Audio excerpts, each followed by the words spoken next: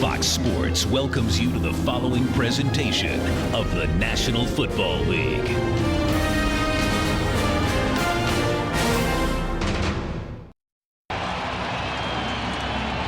Kickoff, seconds away, right down to the field we go. Pam Oliver with Cowboys tight end Jason Witten.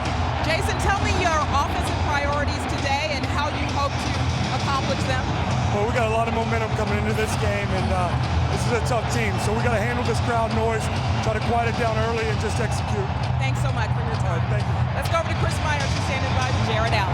And the noise is a factor. It's hard to hear what's going on. We just heard from Jason Witten. How do you use that noise here against Tony Romo and the offense of Dallas? I mean, if you can't get excited for this, you don't belong in this game, and this should help with the snap count. It's going to even the playing field. Hopefully we can get after them. I know you've been waiting for 2 weeks to hit somebody. Good luck. Have Thanks fun. very much. Thanks, guys. All right, back up to you, Joe. All right, Jared Allen, who had 14 and a half sacks. Here's Keith Brooking, who's the emotional leader of this defense. And there's plenty of emotion riding through this crowd here at Mall of America Field, the Metrodome. Cowboys won the toss. They receive. Ogletree will get a running start from the 16.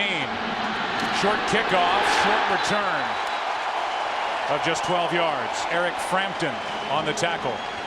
And here come the Dallas Cowboys, the number 2 offense during the regular season. Put up 426 yards on the Philadelphia Eagles last week. In the playoff game, Miles Austin is a Pro Bowler. He has burst onto the scene in an offensive line. It's playing for the second straight week with Mark Colombo back at right tackle. It's an entire offense playing with great confidence. You heard Jason Witten say it himself. The Minnesota Vikings are the only team in the NFL defensively not to give up an opening drive touchdown. Quick snap count and a quick completion to Miles Austin. Brought down immediately by Griffin, a gain of 6, however, and we look at the defense. They're always good against the run. And when you talk to defensive coordinator Troy Leslie Frazier, he said, we go into any game believing that we can hang our hat on stopping the run, and then you focus on the passing game of the Dallas Cowboys. And there's reason for that kind of confidence. They led the league in stopping the run for 3 years in a row. This year, they finished second, something they can hang their hat on, knowing that most likely they're going to be able to control an opposing running game. Here's a chance trying to stop the run, and it's Felix Jones, who had a record-setting day for the Cowboys last week. And it looks like they're going to mark Felix a half-yard shy of a first down. Last week, Felix Jones with a career-high 16-carry, 148-yard day against Philadelphia with a franchise record 73-yard touchdown run. It's 3rd and inches.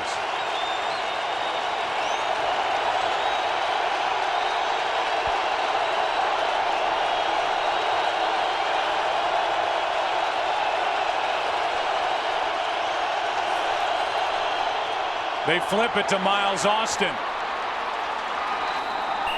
And an interesting play. Instead of pounding it up inside on 3rd and inches, it's an 8-yard carry by Miles Austin. Well, Jared Allen collapses as he should. I mean, you're expecting something inside, and so then that gives up the edge, and that's why they're able to then flip it out to Austin and pick up the first down. Dallas had struggled late in the year trying to pick up 3rd and 1s, particularly with Marion Barber. They've come with a little different look trying to get on the perimeter, and they pick up their first one. I don't think there's been a hotter play caller in the NFL than Jason Garrett, the offensive coordinator for Dallas. He has really mixed it up. And he's been good early in games, Joe. I mean, this is where Dallas has really excelled over the last 4 games. Extra men on the rush. Cowboys pick it up, and Romo throws it away. Romo ends up on the ground. Roy Williams the closest receiver to it, but not much pressure on Tony Romo as he dropped back. Yeah, no, he had some time. Ray Edwards finally gets in there late. Romo just couldn't find anywhere to go with the football and has to unload it. And I really believe that Ray Edwards is going to have a big game today. Jared Allen, yes, but he's going to attract a lot of the attention from this Dallas Cowboy offense. Ray Edwards oftentimes is going to be singled up, and he's going to have an impact.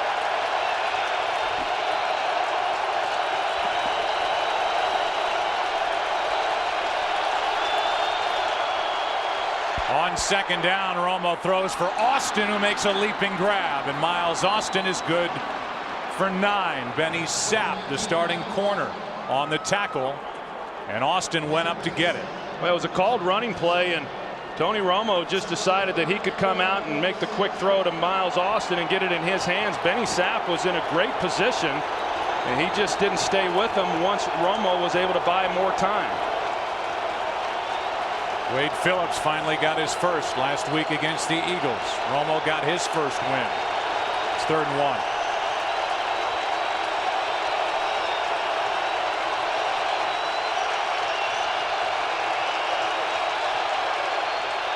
So out of the shotgun on 3rd and 1, and Patrick Creighton is left alone. Creighton fights his way inside the 35 to the 34, and an impressive opening drive so far for Dallas. Well, let me show you why Creighton was so wide open. Jason Witten, no secret, on 3rd and medium. They want to go to him. He attracts 3 guys once he goes into his route, and the one who was supposed to be then on Creighton, he collapses on Witten as well. It opened up the outside route for Patrick Creighton, and Tony Romo does a good job of finding him.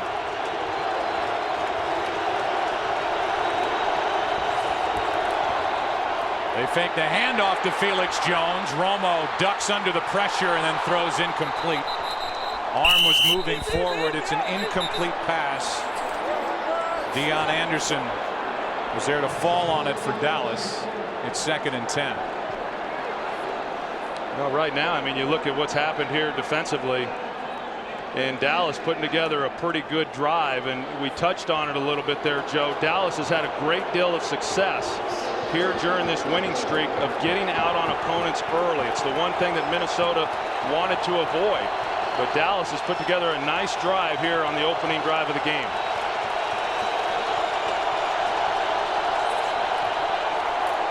On 2nd and 10, handoff is to Felix Jones, and he's brought down by Ray Edwards, a loss of 4. Yeah, Ray Edwards, he runs a little bit of a twist route. A nice job on his part. He had the right call. You're going to see him here, and he's going to twist inside. And he's right there then in the hole on Felix Jones. Right now, Dallas is outside field goal range for Sweezum. So far, they're 2 for 2 on 3rd down on this drive.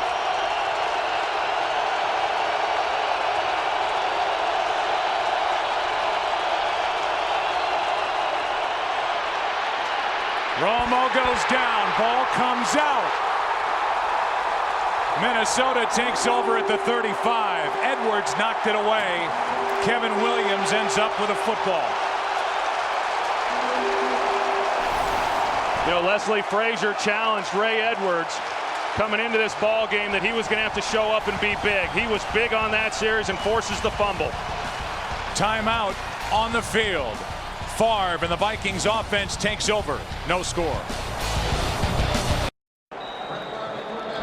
We've looked at the replay a number of times to see if Romo's left knee was down. It's starting to come out. No challenge by Dallas.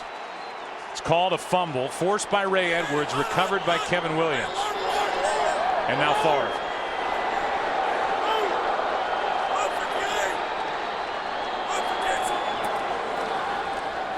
Starts with a throw over the middle, in and out of the hands of Adrian Peterson. Back to that Romo fumble. Yeah, you take a look at it and you see when his knee is on the ground, the ball's not completely out at the time that his knee touches the turf. But the way that the rule reads is that he's got to have complete possession of the ball once his knee is on the ground, and that was not the case. That was a good call there by the official, and it was a good non-challenge then by Wade Phillips. He has done a heck of a job here over the last half of the season in making some good challenges that have impacted the outcome of games. On 2nd and 10, here's the first run of the day by Adrian Peterson over the right side, picks up 3. And by the way, just to clarify, it would have been 4th down anyway had the fumble not occurred. And basically what you're talking about is a difference in field position. They were outside field goal range, so then it would have been up to Matt McBriar to try and pin the Vikings down deep. As it is, they take over at their 35 and now faced with 3rd and 7.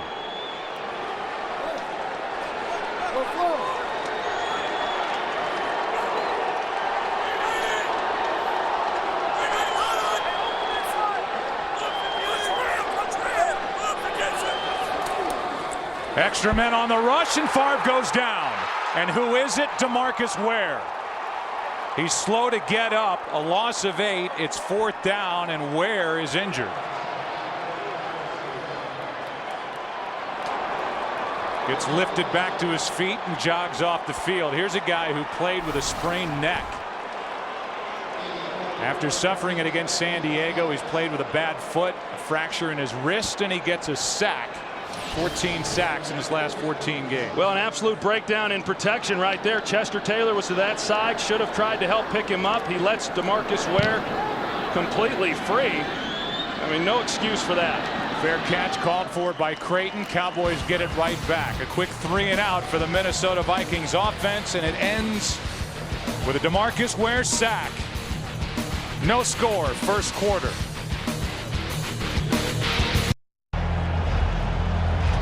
Well, the word from the sideline is DeMarcus Ware is fine. Here's why he was slow to get up. As he goes over the top of Favre, he goes head first in the backside of Brian McKinney. Remember, he sprained his neck against San Diego, then was playing 6 days later in New Orleans. His help to his feet. And again, the word is he's fine.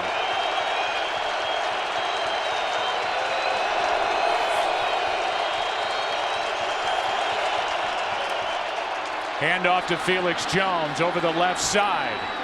Gets tripped up. Greenway made the stop, a gain of 8. Now you watch Jasper Brinkley. He's the rookie linebacker who's filling in for E.J. Henderson right here, and he has a tendency to take some false steps, and you're going to see the way that he hits it here off tackle. And then Felix Jones, it was simply misdirection. But that middle linebacker, when you're running misdirection, is the guy who needs to be scraping off that edge. And he's a young guy who's still trying to find his way. Just making his 5th start now at that spot. 2nd down and 2, and here's a first down carry for Felix Jones, who no doubt, Troy, has taken over as the lead back for the Dallas Cowboys. Marion Barber is bothered by a swollen bursa sac in his left knee. Got only 3 carries last week, and Felix Jones, they're riding their 2nd-year running back.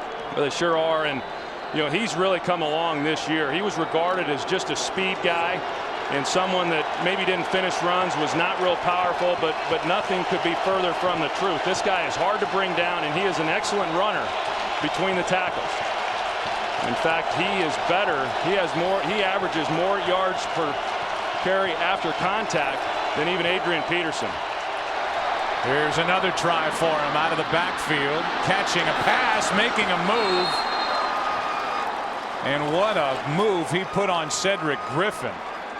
And so then, I'm sorry, Joe. So then you add the power that he brings, and then some of the elusiveness that he has in the open field. I mean, this is where they would prefer for him to be, is out on the perimeter one-on-one, and that's a hard tackle.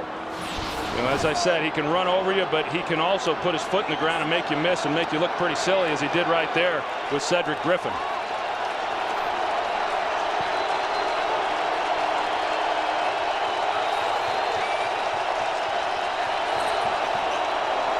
Now Marion Barber over the right side to the 35, a gain of 4. Brinkley on the tackle. Vikings lost their middle linebacker E.J. Henderson to a broken leg on December 6th. E.J. was hurt last year as well and wasn't a part of the Vikings playoff loss to the Philadelphia Eagles. So here's Brinkley, a 5th-round pick out of South Carolina, as Troy said, making his 5th consecutive start.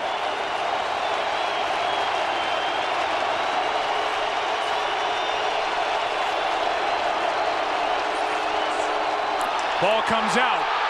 Miles Austin can't get on top of it. And the Dallas Cowboys maintain possession as Romo eventually gets back to the football. It's 3rd down. Looked like Pat Williams in there at nose tackle might have been the one who got a hand on it and knocked it out as Romo was trying to come out from center. Big Pat Williams right here in the middle. That's a hard block right there for right guard Leonard Davis. And Pat Williams is able to get in there and disrupt the exchange, and a collision there with left guard Kyle Kozar. 3rd and 9.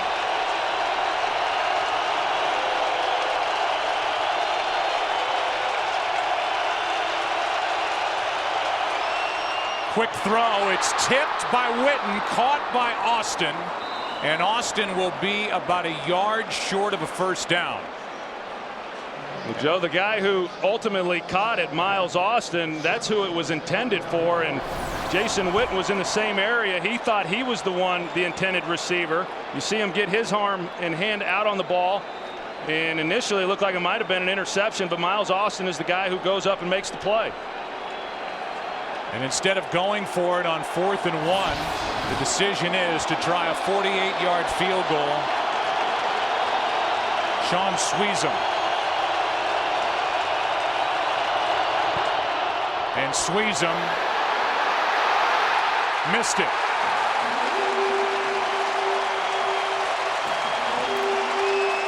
So the Cowboys have moved it. Both times they've had it. They turned it over on a Romo fumble and now miss a 48-yard try from Sweezum. Still no score in Minnesota. Look at the ball control. Total yards. Vikings went 3 and out first time they had it as Brett Favre makes his 23rd career postseason start. And he hands to Adrian Peterson, and Peterson takes it to the 40, a 1-yard run back to that fumble during the last possession by Dallas. Yeah, here's what happens. Andre Gerard, he's blocking this way, and so when you've got a center moving one way and a quarterback moving the opposite way, oftentimes the snap comes up short. It wasn't Pat Williams. Romo just never got a handle on the ball, and so as he's trying to pull out to make the handoff, and then you've got Gerard working opposite, the quarterback really has to hang in there an extra tick in order to make sure he's got the ball secured.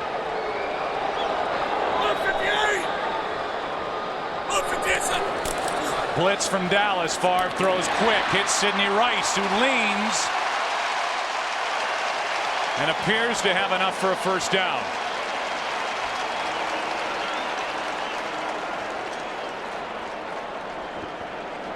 We're going to give you our lineups after Walt Anderson calls for a measurement. One official put it down, the next official moved it back a couple of inches, and we'll see if indeed it's enough for a fresh set. It was that last lunge by Sidney Rice that made it even close.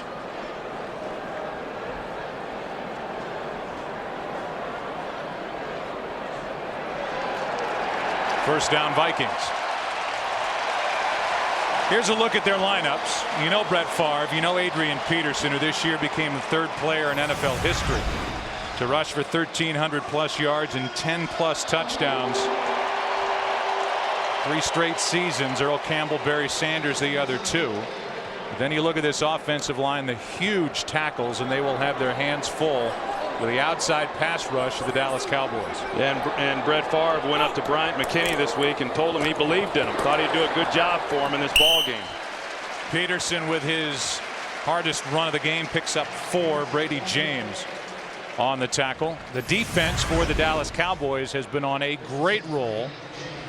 They've allowed an average of less than 8 points per game over their last 4 during this winning streak, and it's a secondary that's highlighted by the play of Mike Jenkins, the second-year starting right corner. Well, they can play a lot of ways. I mean, they're able to get so much pressure with their front 4, they don't have to bring extra people.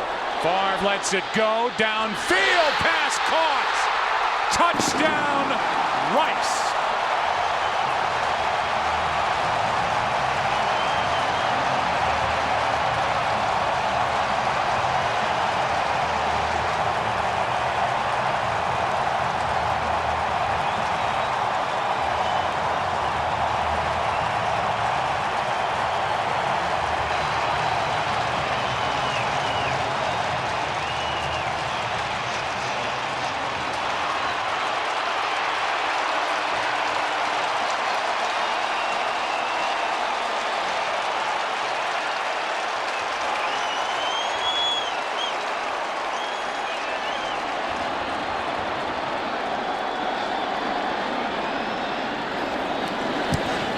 So after coming up empty on 2 possessions, the Dallas Cowboys watch Brett Favre go 47 yards to Sidney Rice. What a year it's been for number 18 and for number 4.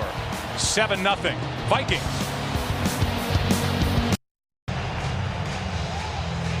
The second best receiver in NFL history named Rice. Good for 47 yards down the sideline, and he was actually well covered, but a perfect throw from Brett Favre. There's Rice, the bottom line, 2 catches on the drive, and 7-0 Vikings. Ogletree from the 1. Ogletree got around Griffin and returned it 17 yards. The Cowboys are in cover too. Gerald Sensabaugh, he gets caught trying to disguise coverage. He's up closer to the line of scrimmage even than corner Terrence Newman. I'm not sure what he was doing because he doesn't get it jammed on Rice whatsoever, and then it's just one-on-one, a foot race, and a perfect throw by Brett Favre. Good catch there by Sidney Rice. Favre takes some punishment at the end of the play. They want to limit the hits on Brett Favre early in this game, but I don't think you mind him too much when you score a touchdown like that. Beautiful one-handed grab by Sidney Rice for the first points. If this crowd was loud before, they're louder now. Here's Witten wide open. And Jason Witten, who led this Cowboy team with 94 catches during the regular season, gets 14 yards. Well, that's the area of the field that I know Dallas wants to try to take advantage of, with the linebackers. I like the linebackers that Minnesota has. Jasper Brinkley, as I said, he's young, but if you look at the other 2, Chad Greenway and Ben Lieber, those 2 are athletic guys, and I think they give them a pretty good chance of being able to bang a little on Jason Witten. First time the Cowboys have trailed since that San Diego Chargers game, and here's Barber. It's like the knee's okay as he fights his way for 6. Cedric Griffin on the tackle. You talked about last week in the game that Felix Jones had, and a lot of people then think, well, maybe we should get the ball more to Felix Jones and let him run off some big runs. But there is a role for Marion Barber, and what he brings to this offense is a real physicalness, and they lose a little bit of that when he's not in the game. So they still want to get Marion Barber his carries, and they definitely then want to make sure Felix Jones is getting his touches as well.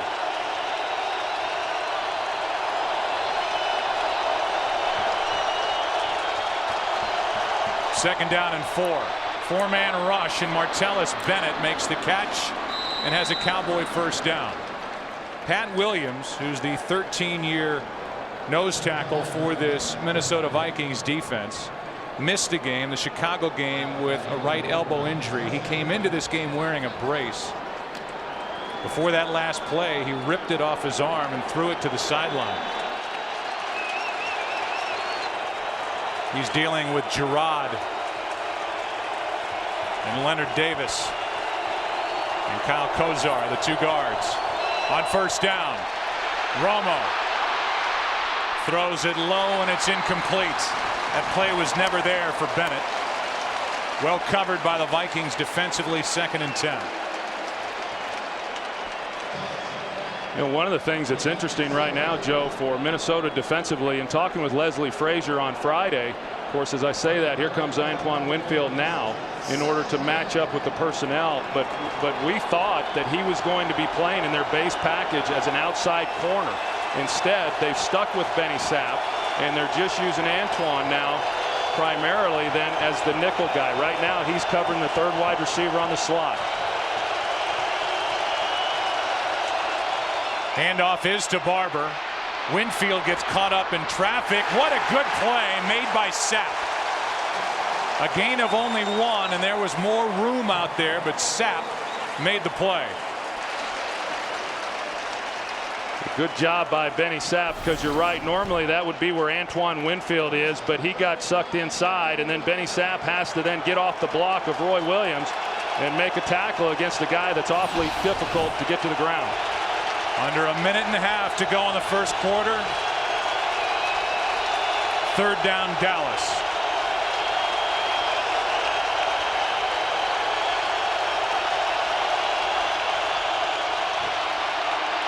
Romo over the middle hits Witten, and Jason Witten fights for a first down for the Cowboys. Pressure by Ray Edwards as Romo got rid of it for 12 yards and a first down. And these are some of the things that Tony Romo does so well. He feels pressure on his backside. He's able to slide just enough in order to deliver the football to Jason Witten. Jason Witten, when he catches this ball, he's short of the first down. And I think one of the real keys for Minnesota defensively throughout this ball game is being able to make the tackle on these Cowboys receivers as soon as they catch the ball. Dallas leads the NFL in yards after catch. Handoff to Felix Jones. Felix Jones over the left side gets 5. Cowboys have had the football 3 times, and all 3 times they've taken it into Viking territory. It's been an impressive start statistically, but no points. And that could be the end of the first quarter. That will be. A 7-0 Minnesota Viking lead after 1, thanks to a 47-yard pass from Brett Favre to Sidney Rice. Second quarter coming up.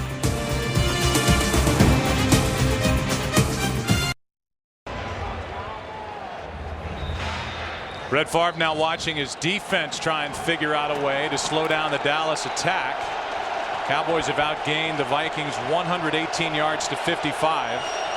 But Romo's fumbled twice, lost one of them, and the Cowboys have missed a field goal. 2nd and 5. Romo throws, and that's Austin.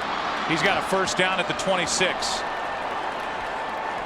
12 yards on the catch. And how about that matchup of Allen and Adams? Well, that's going to be the real key, as to whether or not Flozell Adams can hold up on the outside against Jared Allen, and he wins that battle. You see, it's Kevin Williams, or actually Jimmy Kennedy is the one who came inside and was able to get the hit. Then on Romo, you talk about Dallas and the way they've been able to move the ball. You're right. I mean, the fumble, which they lost, and then the other fumble from the center exchange, that in essence killed that drive.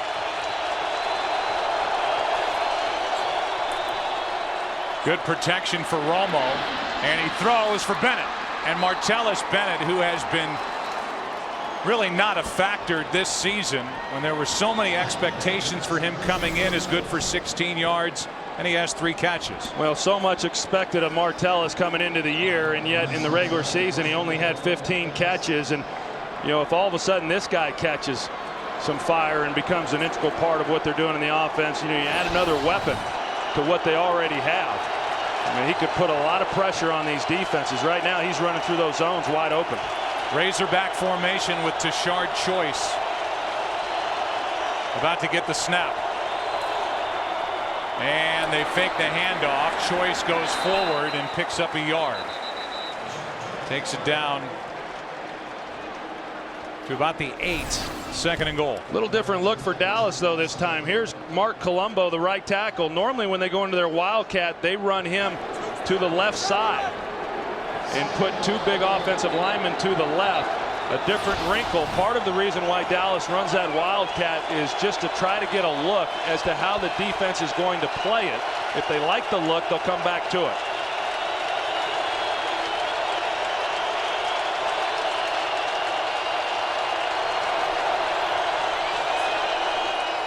Second and goal for Romo, who's in trouble. There's Edwards again, and he had Kevin Williams with him. A loss of 7.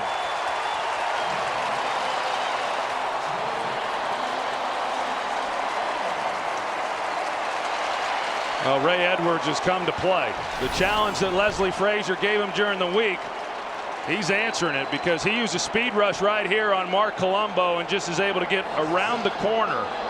And it looked initially like Romo was going to be able to escape that pressure, but then he got help from the backside.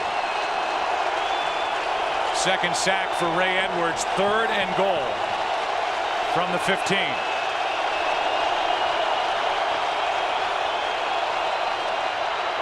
Romo floats it, no one there.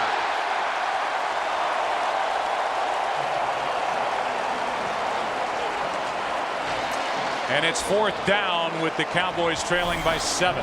Well, inside pressure, you're going to see it right here with Kevin and Pat Williams, and you're going to see what happens. Then Tony Romo has to duck right at the last second. He senses the pressure there from Kevin Williams, cannot hold on to the ball any longer in order to find an open guy. Nick Folk started the season as the Cowboys kicker. He missed 10. They got rid of him, brought in Sweezum. 33-yard try. And Sweezum drills it. He's 1 for 2 on the day. Cowboys are on the scoreboard. It's 7-3 Vikings with 12:11 left in the first half.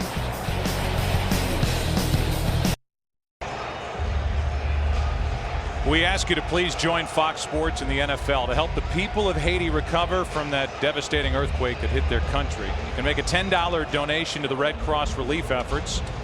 Please text the word Haiti to 90999. The $10 donation will be added to your phone bill. Standard messaging and data rates may apply. 7.0 earthquake just 6 miles beneath the surface of the earth and just ripping apart that country as Beeler hits it.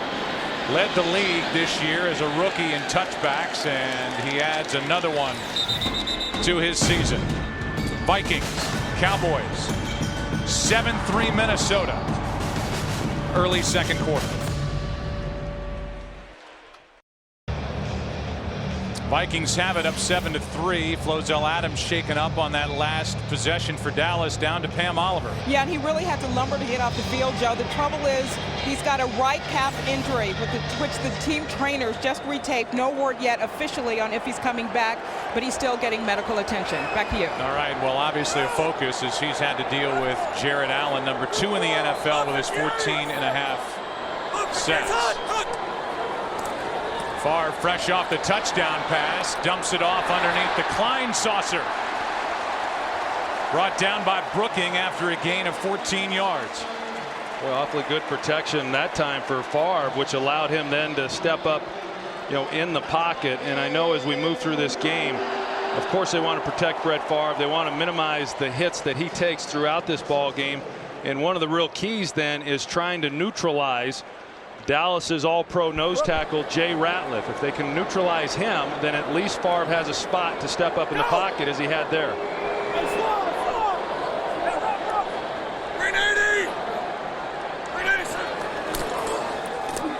Handoff. Adrian Peterson. They try and rip the ball out. Peterson fumbled 7 times this season. Spencer made the tackle. Brett Favre in his career in the playoffs against the Cowboys 0-3. Losing 3 straight years. 1993 divisional playoff, 94 divisional playoff, 95 championship game as the Cowboys won 38-27. And Mike Holmgren, you saw him, was front and center for that run. But I think even going back to the 2007 game when Brett was with Green Bay, he really struggled in that one prior to being hurt. And that's why I think there's just some teams that quarterbacks don't feel good about. Here's Harvin who gets it. First time he's touched the football today. Brooking on the tackle, a gain of 3. And so 3rd down and short coming up. For Brett Favre, he's coming off a season which for the 6th time he threw for over 4,000 yards, a career best quarterback rating at over 107, number 2 in the NFL in touchdowns, a career low with 7 interceptions, career best 68% completion rate at the age of 40. Well, and that's why he said that he's given all he has, and he's not real sure that he could have given him any more than he did. And penalty flag comes flying. Pass is caught by Peterson. Big gain. Peterson to the 41. They'll mark him at the 40. 19 yards to Adrian Peterson. And that's what you're able to do when you're playing at home. Brett Favre is able to use snap count to his advantage against a defensive team that likes to bring pressure. Is a first down. So much of the emphasis this week was going to be how Dallas's offensive line handled crowd noise and the silent count against Minnesota's defensive front. But I think it's every bit as beneficial for this Vikings offensive line to do what we just saw. Use snap count as a weapon. Favre throws and the pass broken up. Jenkins was there and he got a hand in front of Berrien. No flag. Well, that looked pretty close from here. Bernard Berrien trying to run the slant. Mike Jenkins is playing inside. He's anticipating the slant there as he clues in on Brett Favre. There was contact there. Mike Jenkins has had himself a heck of a year. Last year he struggled. He was a rookie. He came in this year. He fought for the job. He ultimately earned it. And he's been outstanding, and one of the greatest qualities he has is that he's got great confidence and he's not afraid to get beat. On 2nd and 10, here's Chester Taylor over the left side. Nice run. Taylor gets 4, brought down by Sensabaugh. Chester Taylor was brought here in 06, had a 1,200-yard year running the football, and then in 2007 Adrian Peterson was drafted, and he has taken over the position here in Minnesota and is regarded, along with Chris Johnson, as probably the top 2 backs in the NFL. Well, Chester Taylor is one of those guys that you just can't have enough of them on your team. I mean, in a lot of ways, he really kind of makes this offense because he's so versatile and they can do a lot of things with him. He's outstanding in third downs, pass protection, and as a receiver.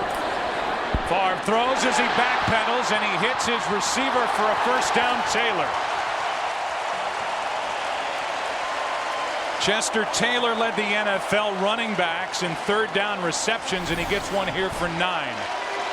Well, they have Chester Taylor offset, and then he comes across the formation, and that's where Brett Favre was going with the throw the entire way. It's their version of one of their screens. You know, they still get an offensive lineman out in front. Right guard Anthony Herrera leading the way. But a well-designed play against a fast defensive unit that overflows. And a good drive being put together by Brett Favre and the Vikings. Favre backpedals, flips it for Berrien. Catch is made, but out of bounds. Mike Jenkins was there. Berrien made the catch, but could not get both feet in. You know, Bernard Berrien, watch him as he runs this flat route first. He sells it right there when he looks back at the quarterback. If he had been able to squeeze Jenkins just a little bit, he probably gives Favre a little more room to put that ball. A well-thrown ball. You see his left foot is in, right foot comes out. That's the shot when you get down here. Dallas is very difficult to score against. Oftentimes you're better off trying to score further out than once you get in closer to the goal line. On 2nd down, handoff to Peterson, some room for him. And Adrian Peterson is knocked down after an 11-yard run by Ken Hamlin. Well, Anthony Herrera does a good job with the seal. You're going to see him here seal off, but then watch Hutchinson, the left guard. He's uncovered, so he's able to get a free release up the field. And then you've got Adrian Peterson just working off of those blocks into the secondary. No team during the regular season scored more red zone touchdowns than the Vikings. They're number 3 in the NFL in touchdown percentage in this area. On 1st down, Favre fakes the handoff. Ducks under pressure, hits Rice, who's got his 2nd.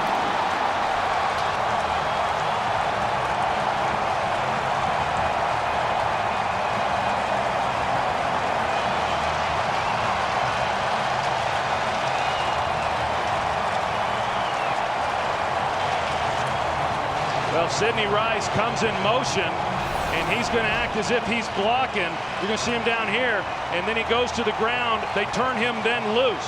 Favre, after avoiding pressure, is able to find Sidney Rice, but the sell job by Rice is what allowed him to be so open there in the middle of the field.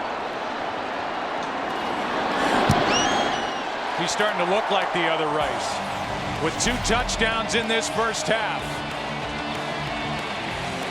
Brett Favre is 41st in his career during the playoffs, and the Vikings lead by 11.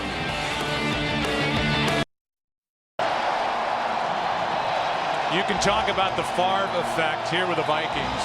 Certainly for the franchise's drive to get a new stadium, that ongoing attempt. Certainly for the contract drive of Brad Childress. He's been locked up to a new long-term deal. On the field, that Favre effect. Here's a throwback to Kevin Ogletree that does nothing. The Favre effect on Sidney Rice has been fantastic. A late penalty flag comes in at the end of that return as you look at the 2nd of 2 touchdowns to Sidney Rice, who had 46 catches in 2 years with the Vikings. This year, 83. After the play, unsportsmanlike conduct, number 33 of the kicking team, taunting. That's a 15-yard penalty. It'll be first down. Timeout. That's the rookie Jamarcus Sanford. 15 yards tacked on as the Cowboys tried a throwback to Kevin Ogletree. The taunting, the call, 15 yards Dallas's way as they trail by 11. The big news for the Dallas Cowboys, Flozell Adams, a 5-time Pro Bowler and starting left tackle, is out. Injured on the sideline, and Doug Free takes over at left tackle.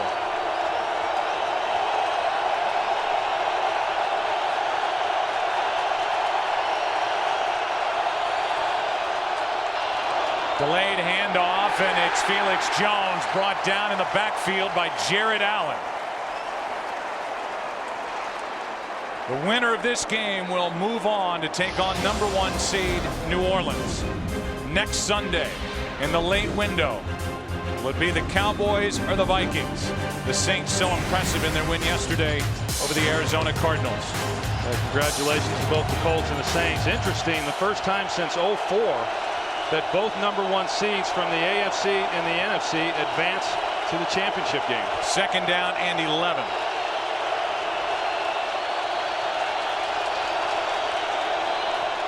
They fake the handoff, and Jared Allen gets to Romo. Ball comes out. Jared Allen made the play, and the Vikings have the football. Lieber gets the recovery. Well, they tried to give Doug Free, who's in for Flozell Adams, help here with Jason Witten. Witten winds up being the guy who's got to try to handle Jared Allen all by himself. It is hard to hear on the outside. Witten gets out of his stance late. With the speed of Jared Allen, he comes in on Romo, and Romo didn't know he was there. Tony Romo had no fumbles over his last 8 games. He has 3 today, and Jared Allen, the all-pro defensive end, is there to force the turnover. Had 14.5 sacks last year after the trade from Kansas City, had 14.5 this year, and he makes a play to set up Brett Favre at the Dallas 20. Handoff to Peterson, and Adrian Peterson gets 3. Jay Ratliff on the tackle, back to the fumble. Well, we talked about it coming in, how this front four was going to have to be able to dictate the game, and they've done that here throughout this first half. Tony Romo expecting him to get good protection on the backside, especially because they put the tight end there, but because of formationing there defensively by Minnesota, they were able to isolate Jared Allen on Jason Witten without any help then from Doug Free, the left tackle.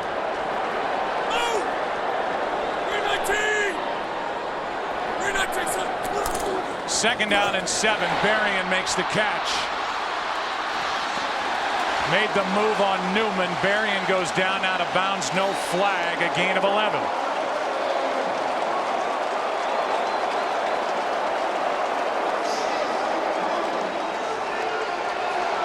Talked a little bit about Bernard Berrien. He's really been the forgotten guy for this Minnesota offense this year, considering that last year he led the team in receiving yards and big plays down the field. You know, Sidney Rice, as you said, he's been the one who's taken over that spot, but he's been a real pro. And from time to time, when he has been healthy, we've seen him make some real contributions for this offense. Handoff is to Peterson. Peterson tried to fight his way back to the line of scrimmage. Spencer made the play, 2nd and goal. The Dallas defense during the regular season, number 23 in opponent's touchdown percentage. They're trying to stiffen up and keep the Vikings out of the end zone. So far, it's been 2 touchdowns. One on a long throw to Sidney Rice, 47 yards, then a 16-yarder. And after early success moving the football, the Dallas Cowboys are down by 11 and in trouble here.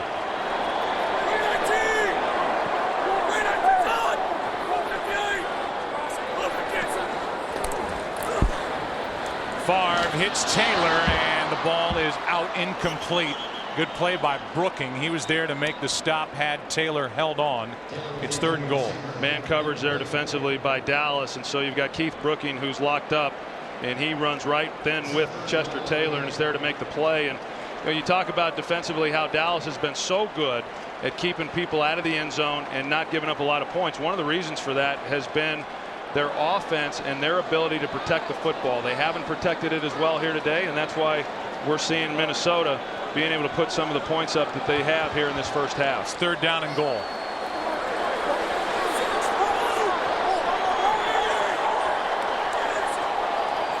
blitz, a quick throw, penalty flag on the play. Harvin doesn't get in, but the play never happened. It's a delay of game. Before the snap, delay of game, offense, 5-yard penalty, still third down. That'll back it up outside the 10. Pretty good design there, but obviously a very important defensive stand here for Dallas.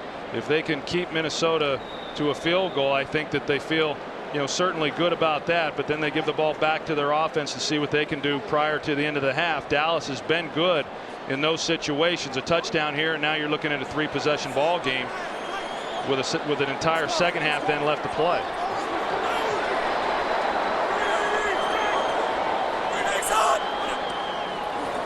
On third down and goal, Favre throws, hits Chester Taylor, and there's nowhere to go. Taylor initially hit by DeMarcus Ware, a gain of 7, and now it's fourth down. And the Dallas defense does hold and at least keep the Minnesota Vikings out of the end zone, but the Vikings here can go up by 14 points. Yeah, that's a good job. It's a good job by Dallas's defense, getting backed up after the turnover and not giving up 7 points. 24-yard try by Ryan Longwell, who had a great year. Number 3 in the NFL in points and only missed twice.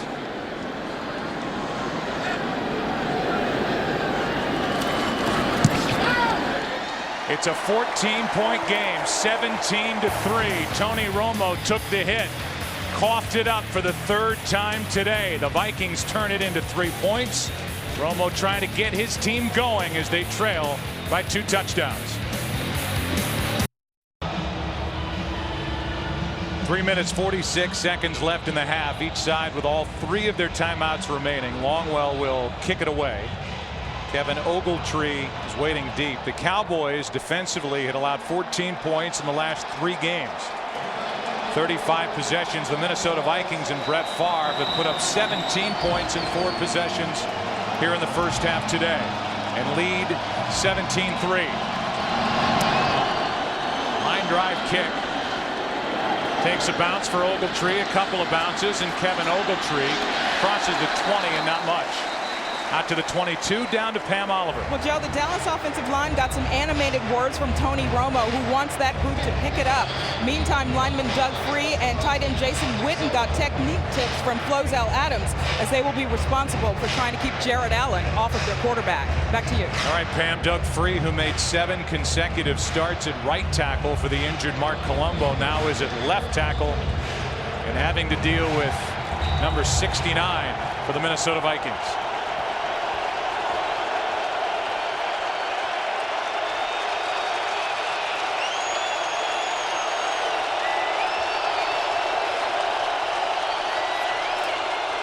Start with a run to Barber.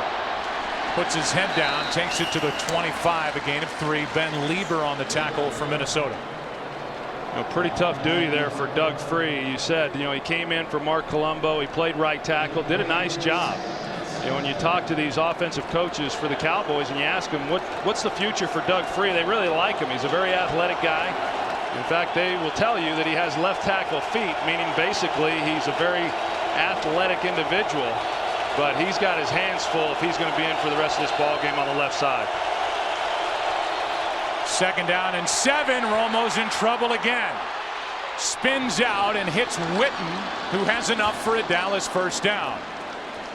So chased was Tony Romo, and then connecting with Witten for 9 in a first down with under 3 to play. Well, there was pressure inside, and then he had Ray Edwards coming off the back. You're going to see the move right here in the middle. So Romo's not able then to step up, but because of Ray Edwards on the backside, he's flushed. He had Witten a little bit earlier. He just elected to hold off on it and then came back and found him late. Ray Edwards, who has 3 tackles and 2 sacks, has been working over Colombo at right tackle. Delayed handoff. Barber, nothing there. Jimmy Kennedy made the play after Jared Allen first got his hands on him. A loss of 1. Well, that group inside right now, Joe, is really taking it to the interior offensive line of the Dallas Cowboys, whether that has been Jimmy Kennedy or Kevin Williams or Pat Williams. They're moving the line of scrimmage. They're doing a good job in run defense, but they're also getting pressure in the middle and pass defense.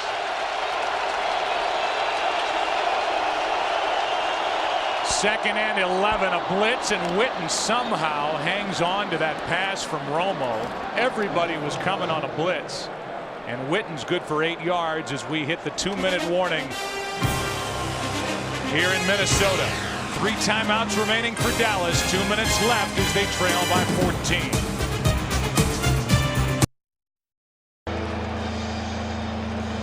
Third down and 3 with 2 minutes left in the half. Dallas Cowboys suffering an injury. I'm sure coming into this game would have been last on their list. Losing Flozell Adams, who has to deal with Jared Allen, a menacing defensive end for Minnesota. Big third down.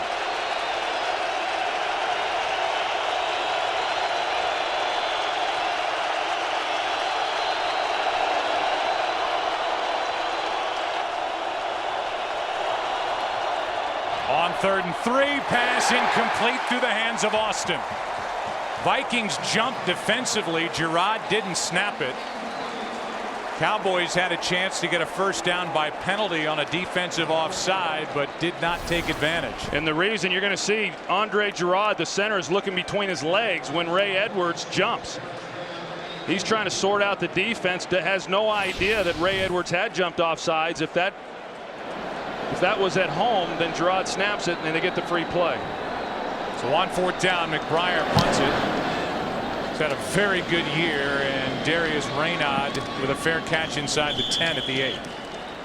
So now Brett Favre has a minute 51 and all 3 of his timeouts to try and do something to the scoreboard as the Vikings lead 17-3, thanks in large part to the play of number 4 and number 18. Yeah, Favre keeping the play alive, but Sidney Rice motioning down, and then he goes to block DeMarcus Ware, but gets up, and once he went to the ground, then everybody turns him loose. And I don't know initially if he was going to be a part of that route, but once he got up off the ground and recognized that Favre was trying to find an open receiver, he kept the play alive and made a heck of a play.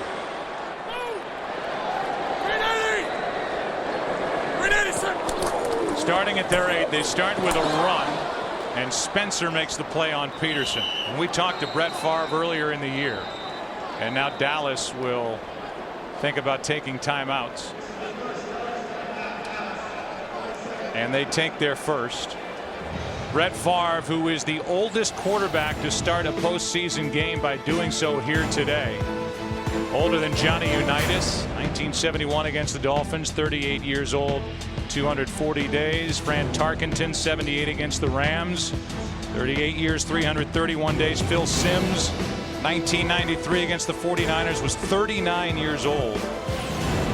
Brett Favre has turned 40, did so this year, and heck, 4th on that list would have been Kurt Warner, who had a rough afternoon yesterday in the Superdome. Yeah, he's the one who's kind of gone unnoticed as far as how well he has played at his age. He's 38. Peterson over the left side to the line of scrimmage. Another timeout by Dallas, and they have thoughts of getting the ball back and making something happen before the half, when we will give you the Visa halftime report.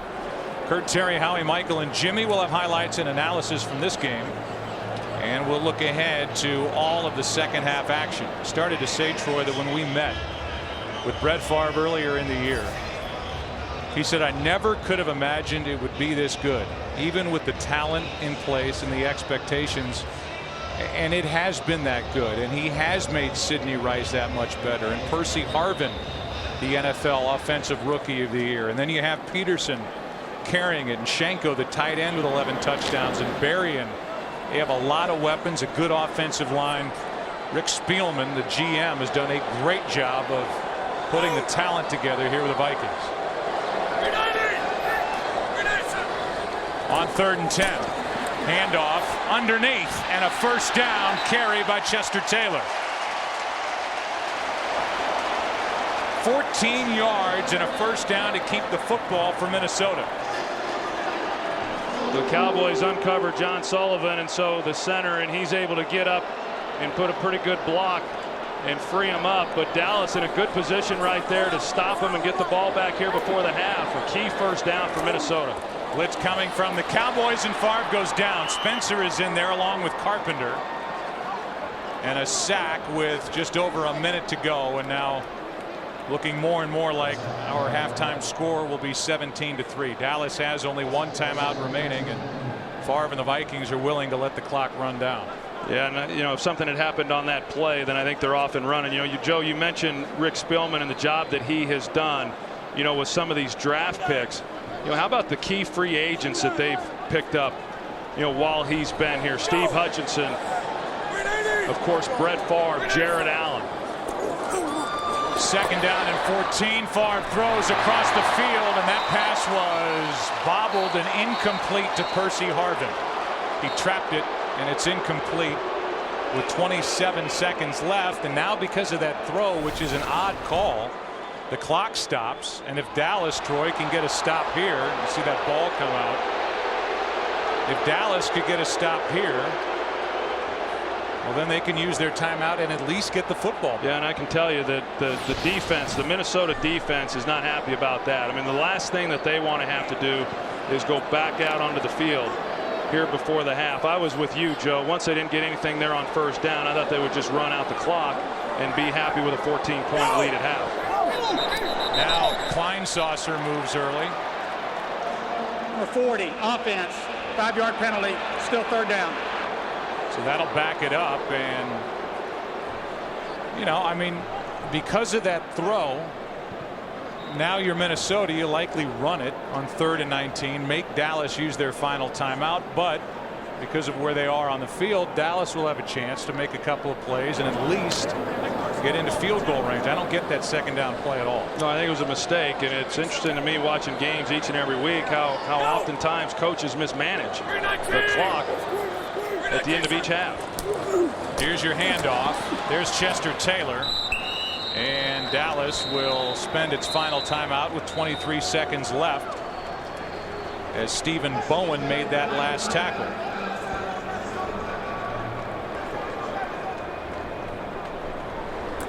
And so a punt is coming from the Minnesota Vikings, and we welcome you inside our broadcast booth. And well, here's what we've seen in the first half. We saw Dallas able to move the ball early their first 2 possessions. Romo's fumbled 3 times. They missed a field goal. But on the other side, the Vikings offense, Troy, is heating up, and they're showing the world again how good they are offensively. Yeah, we've seen Minnesota both offensively and defensively gain confidence, while Dallas on both sides of the ball has lost confidence as this first half has unfolded. And that's why the decision to throw there on second down is critical, because Dallas, if they are able to come away with any kind of points here before the end of the half, that would be a real momentum shift. And now a muff punt. Creighton gets back on top of it. The Vikings needed a good punt, and they got one of 51 yards from Kluwe. And now only 13 seconds remain. So once there's nothing on that return, the ball is back inside the Dallas 40. And they would be hard pressed to make something happen here to get into field goal range, as Creighton is thinking about a missed opportunity. So Sweezum, his career long is 52 yards, which came back in 2006 with the Redskins, which means getting it to the 34-yard line of the Vikings. It's a lot of ground to cover with no timeouts. 13 seconds left.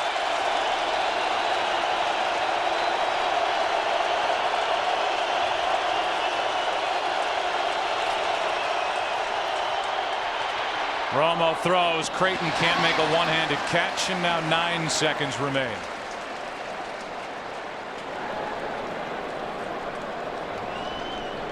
So barring the unexpected, a 17-3 Vikings lead after a half to play. There's Sweezum, who missed from 48 yards early. And then Favre and Sidney Rice, the offensive line, took over.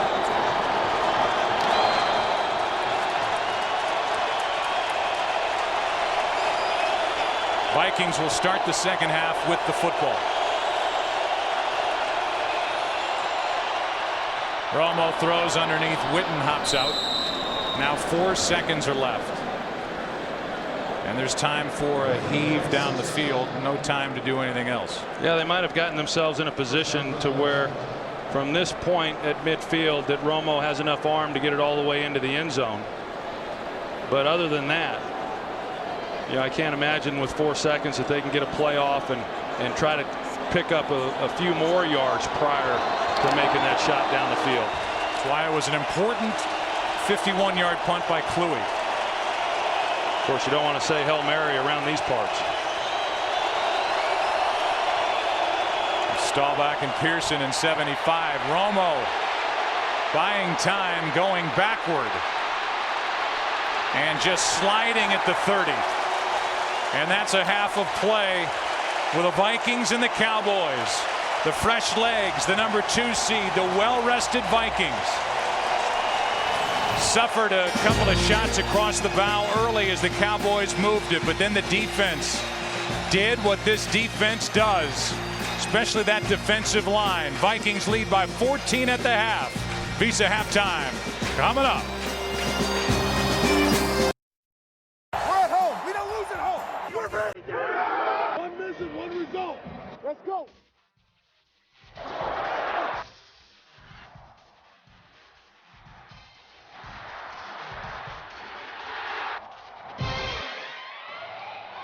Well, what's in store for us in the second half? From Mall of America Field at the Hubert H. Humphrey Metrodome, we look at the Burger King first half stats.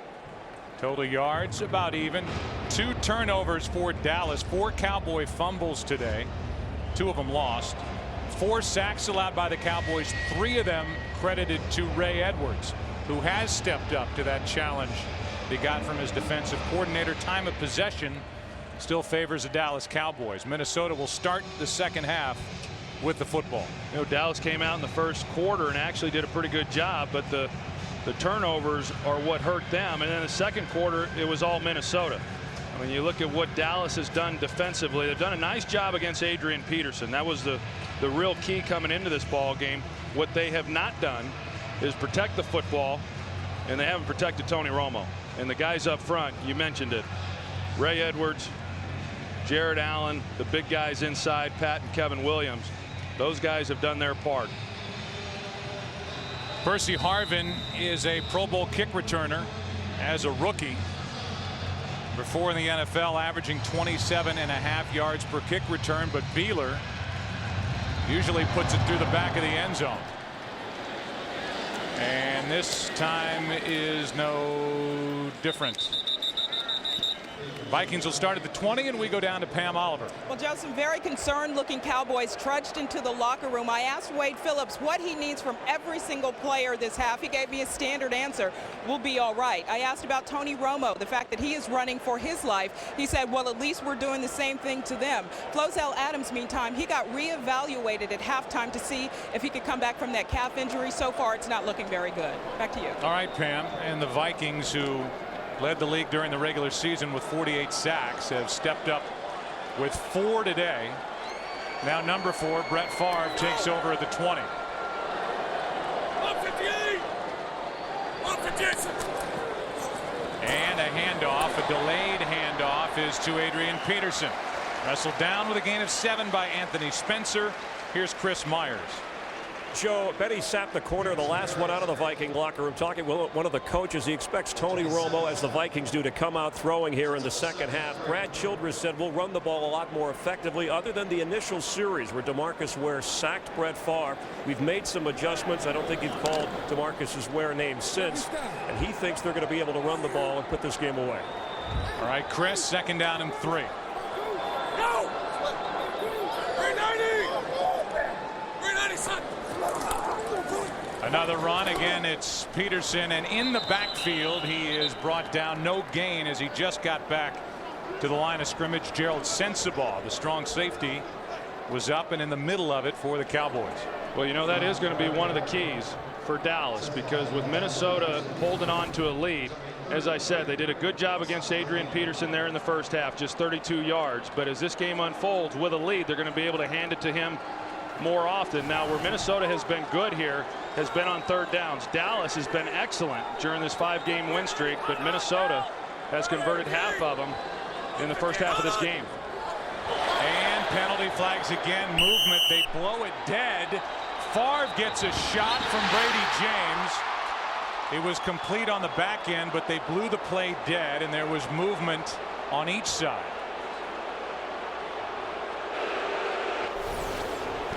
Well, everybody lets up on the offensive line because of the whistle, and Brady James just keeps on coming. You know, that's when the referee has got to step in there and make sure everybody understands that. Prior to the snap, false start, number 12, offense. 5-yard penalty. It's still third down. I'm sure Walt Anderson's response to you, Troy, would be you step in there in front of Brady James and let him know the play's over as Percy Harvin gets the false start. Let's listen to the whistle. Hold on.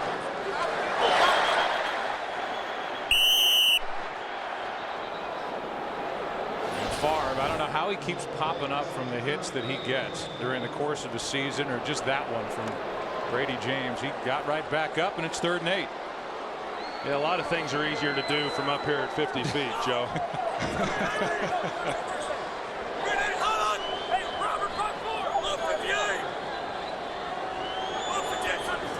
Blitz coming from Dallas right up the middle. James misses. The pass is broken up as Scandrick and Harvin came together. It's 4th down.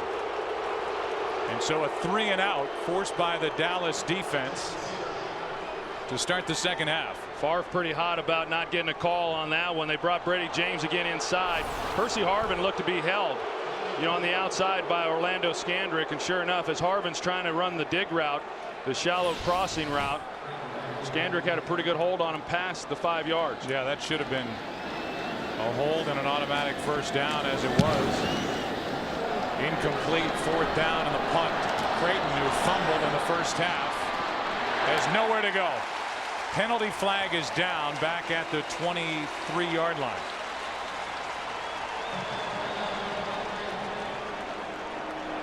Ineligible downfield against the Vikings. An eligible player of the kicking team downfield, number 55. That'll be a 5-yard penalty. We'll replay 4th down. So the Cowboys want the Vikings to re-kick. Onatolu is guilty of being downfield, and here's that call, or no call, on Percy Harvin. And Childress, I mean, he saw it the entire way as well, and you know why that wasn't called. Oftentimes you get into the postseason and these officials will let them bang a little bit. We saw it earlier with Mike Jenkins on the slant route, but that one there, it's one thing to let contact happen, but not when a guy's getting held trying to come out of a break. So 2 minutes gone in the second half, and another punt from Kluwe.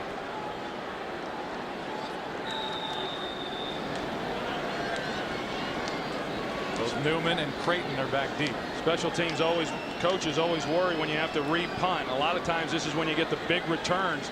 These guys who had just run 45-50 yards downfield having to do it all over again. And now a penalty flag. They blow that play dead. It looks like a false start. False start, number 39, offense.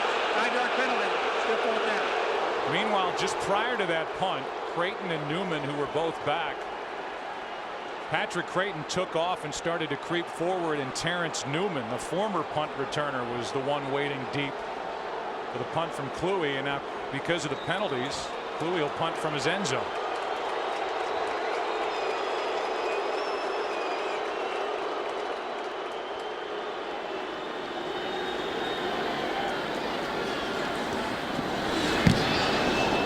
Kluwe gets it away. Newman with a fair catch. And he takes it in at his own 43. And after all that, a 14-yard gain in field position for the Cowboys, down 14.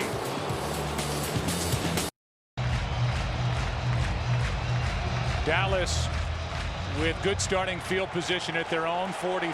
They turned the ball over twice in this game. They've turned it over only twice the last 7 games. Down by 14 points, and a handoff is to Felix Jones running left. He had big Leonard Davis in front of him, and he's all the way to the 40.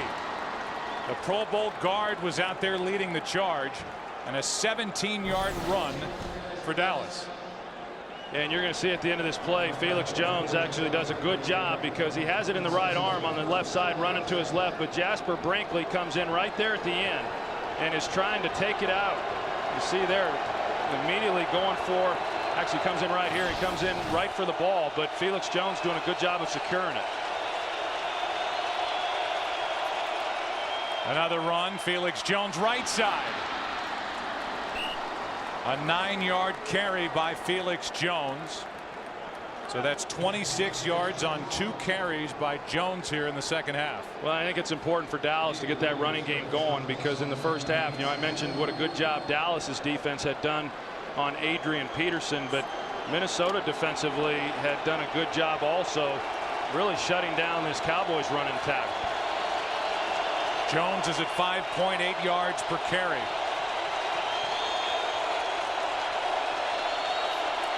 On 2nd and 1, here's Barber. He's got a first down, and he's inside the 25.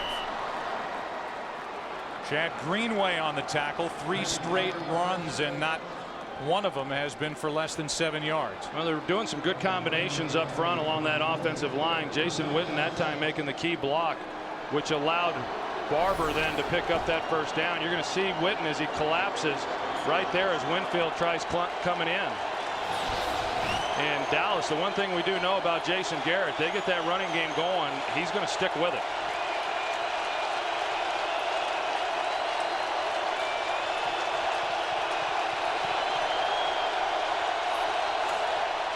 They toss to Barber. To the right, and Ray Edwards, what a game. A loss of 7 to go with his 3 sacks. Ray Edwards reads this beautifully. Remember the first 3rd down by Dallas and they ran it to Jared Allen's side and he collapsed. Ray Edwards does not do that this time. He comes straight up the field. So sometimes you get things going as an offense and they're getting that running game going, and because they had been running it inside, the belief then was that, hey, maybe we can take advantage of the defensive ends collapsing down. Ray does not. That's a significant loss and could really hurt this drive. 2nd and 17 now. Romo underneath. That's Bennett. Minimal gain on 2nd and 17 of just 3. Ben Lieber made the stop. And 3rd down and long coming up for this Dallas offense. And that's kind of been what's happened here with this offense throughout this ball game. They've moved the ball and then they've had a negative play. They had the fumble by Tony Romo in the first half, which took them out of 3rd and medium to 3rd and long. That last play by Ray Edwards when this Cowboys offense was moving, now instead of being in manageable down and distance, they're once again in 3rd and long.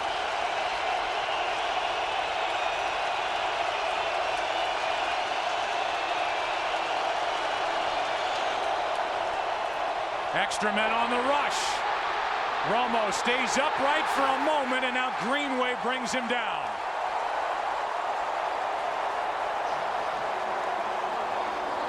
Five sacks for this Vikings defense. Well, good design there by Minnesota. They're going to bring the pressure off the edge. Tony thinks he's going to have Martellus Bennett here, but you're going to see the linebacker work there, and so Romo cannot turn it loose. And by that time, you just can't hold the ball that long and expect to have protection in the pocket. Good job defensively. Good call, Leslie Frazier, defensive coordinator. Well executed. Now a 49-yard try by Sweezum. And Sweezum missed it.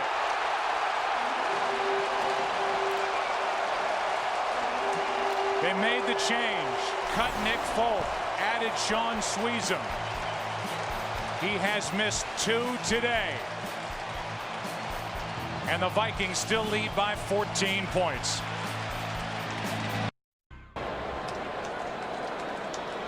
Sean Sweezum in his 4th game with the Dallas Cowboys after they cut Nick Folk was 2 for 3 with Dallas during the regular season. Prior to that was with the Redskins. He's missed twice today. Left 6 points out there, and the pass is broken up by Mike Jenkins. Tony Romo is the holder. He took the snap, got it down, and then showed his frustration as the Cowboys now have 4 times been inside Viking territory and come up with 3 points. And I can tell you how frustrating and upset you are as a quarterback when you're going up against a defense. It's hard to move the football against. You get in a position to come away with at least some kind of points, and you walk away with nothing. Now on 2nd and 10, handoff is to Adrian Peterson, and a penalty flag thrown by the umpire in the area of a hold. A gain of 4, but this should be coming back. Holding number 90 defense. 5-yard penalty. First down. It was Ratliff who got out of that pile calling for a hold, and it's Ratliff who's right in the middle, called for a defensive hold. You can see him right here in the middle. I really didn't see much. See if he grabs a hold of John Sullivan there, the center, which it looked like he might have. A lot of times these offensive or the defensive linemen will hold on to an offensive lineman to keep them from being able to get up to the second level. Didn't get a real good look on that, but I didn't see the hold as much as I just saw a pretty good double team there by John Sullivan and right guard Anthony Herrera. Yeah, I didn't see the hold either, and it's the first accepted penalty against the Dallas Cowboys, and Ratliff still shaking his head about that one. It brings the ball to the Minnesota 49.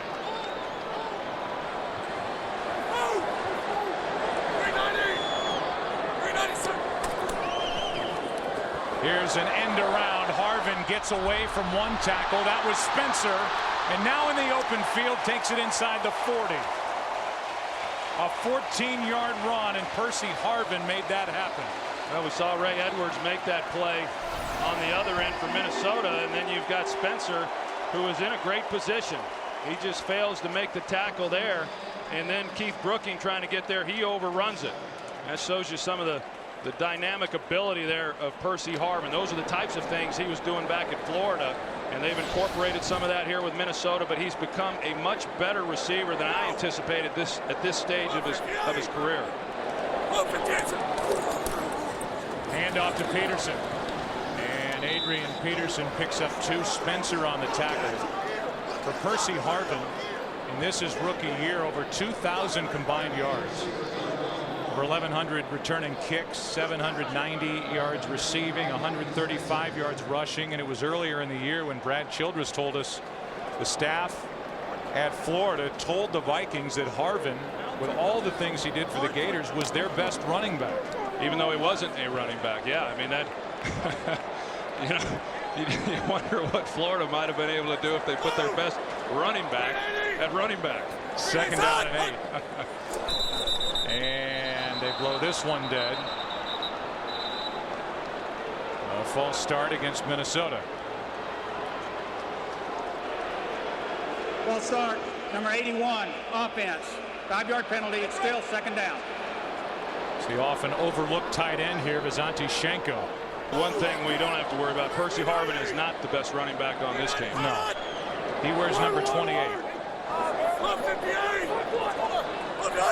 And that man had 18 rushing touchdowns this season. He bounces it outside, and he picks up 2.5. Keith Brooking on the tackle, and now Peterson and Ken Hamlin get up, slap each other in the helmet, and move on back to their respective huddles. You know, a lot of conversation about the year that Adrian Peterson has had, and he's put the ball on the ground, and we know that, and he's trying to clean that up. He's a very conscientious young man, and we all know what kind of runner he is. He's exceptionally tough and physical, and the one thing that he hasn't had this year that he's had in previous years is the long runs. I mean, especially here over the second half of the season, just hasn't broken one off the way that he has typically week in and week out. 3rd down and 11. Vikings are out of field goal range at the moment. What a tackle by Skandrick as he came up and just took the legs out from under Sidney Rice. But that completion gets Minnesota into field goal range if they choose to go there. They can try a long field goal try of 53 yards or punt it. Ed Kluwe is out there to try and pin Dallas deep. Yeah, I think this is the right decision too. Yeah, you'd like 3 more points, but at the expense of not making it and then giving Dallas great field position once again. I just think Minnesota's defense is playing pretty good to where they can pin Dallas pin Dallas down deep. That's up to Kluwe. It's a spiral, and it ends up hopping out of bounds at the 2. Good decision by Brad Childress. They pass on the 53-yard field goal try. Kluwe, a 33-yard perfect punt. Dallas has it down 14. A report from our eyes and ears on the Vikings sideline. Chris Kluwe came over and said it's the best 33-yard punt of his life as he knocked it out at the Dallas 2. Hard to argue.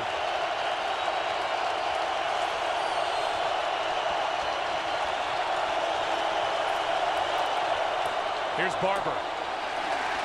A little breathing room. Greenway made the tackle, a gain of 2.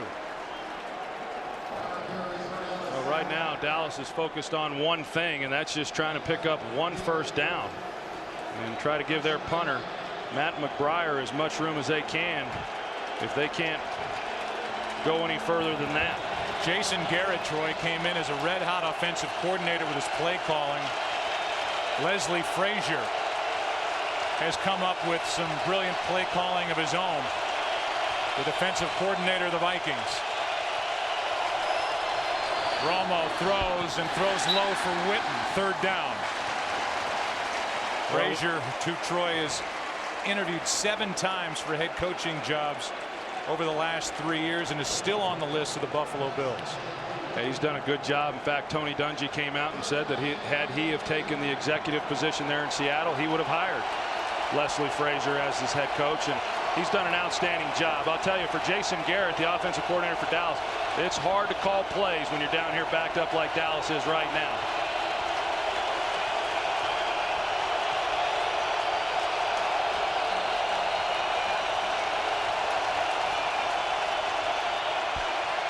Romo slides, throws. Austin is forced out, incomplete.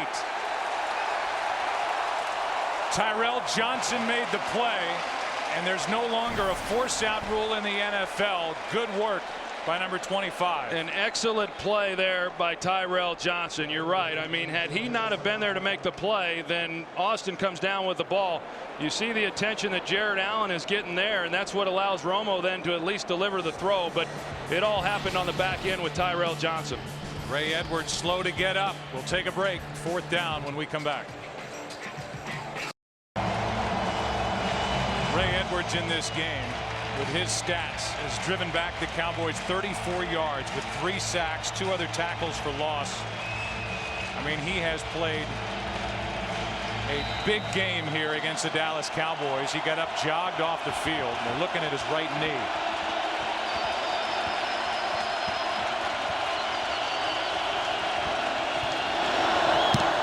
McBriar just got it away, and they throw a penalty flag.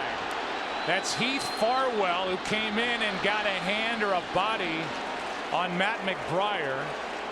And if it's a 15-yard penalty, and now it looks like Walt Anderson is saying a 5-yard penalty, there's a huge difference. If it's a personal foul, it's an automatic first down. If it's just running into the kicker as opposed to roughing him, it's only 5 yards. Running into the kicker, number 55, did not let the kicker get his kicking leg down on the ground. That penalty is declined. It'll be first down. So running into the kicker, a 5-yard penalty, as opposed to roughing the kicker, which is 15 yards, and that usually involves a player going at the plant leg of the punter. In this case, it was the kicking leg, and it's no automatic first down. Vikings have it. Great field position inside Dallas territory as they lead by 14.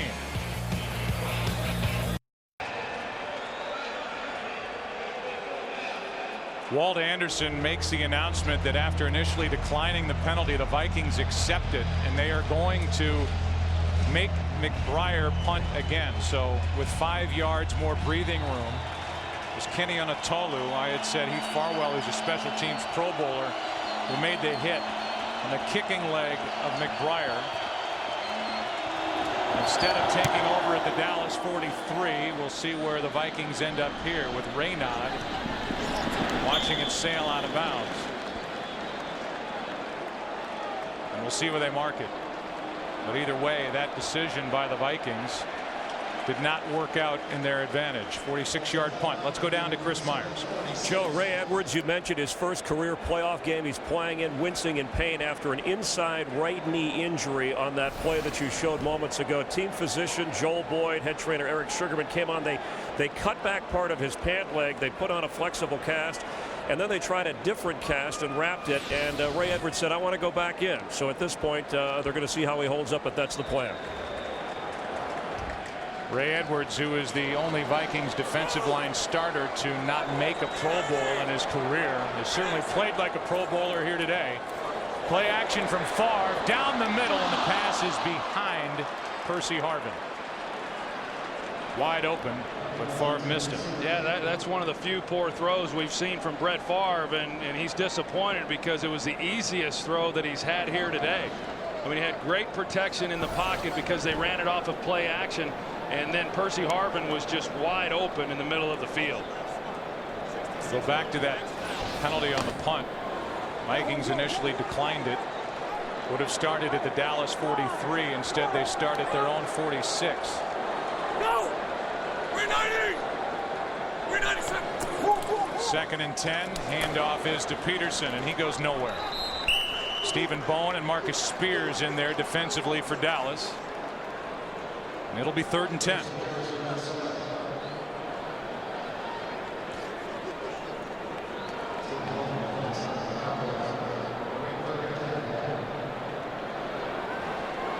It's 3rd down and 10.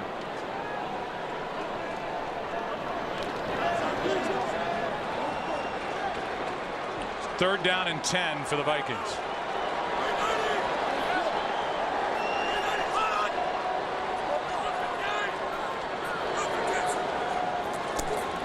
Four-man rush. Favre goes down.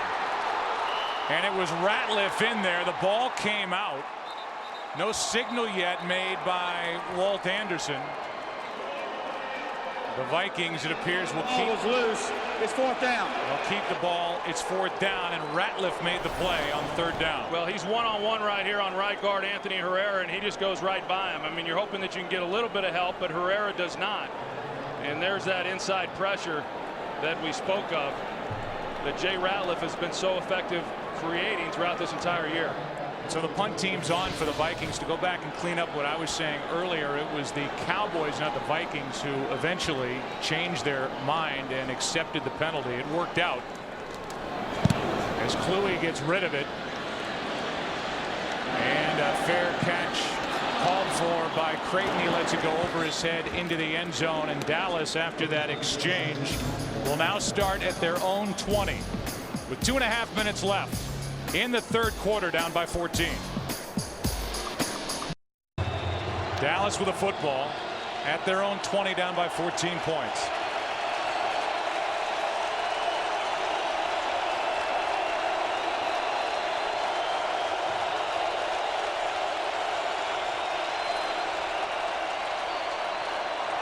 Out of the backfield, Felix Jones.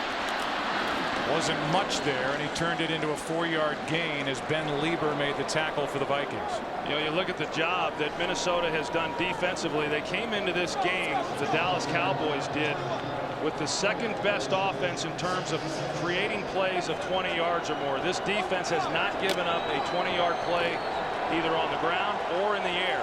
And that's really saying something, considering that guy right there, Antoine Winfield, in their base defense has played very little. He's come in when the Cowboys have gone to 3 wide receivers. 2nd down and 6. Felix Jones, there's nowhere to go. Tyrell Johnson made the play on the last possession, and this good for a loss of 4. Well, Big Pat Williams, he comes running it down from behind. You can see him come up in the middle, and then he stays on the move. Felix Jones trying to get to the outside, and Pat Williams, you wouldn't think that he could move quite like that, but the big man can run.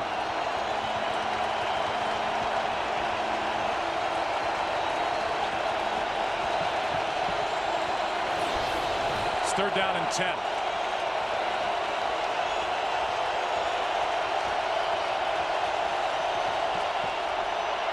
Romo steps up, pulls it back, and throws an interception to Lieber.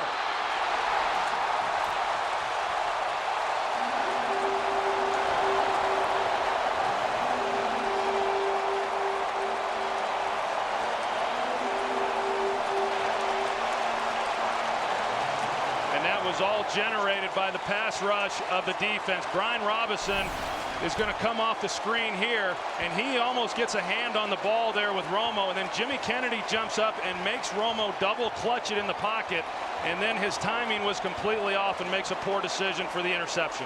Tony Romo, who has been protecting the football, has turned the ball over 3 times today. Ben Lieber was there for the interception.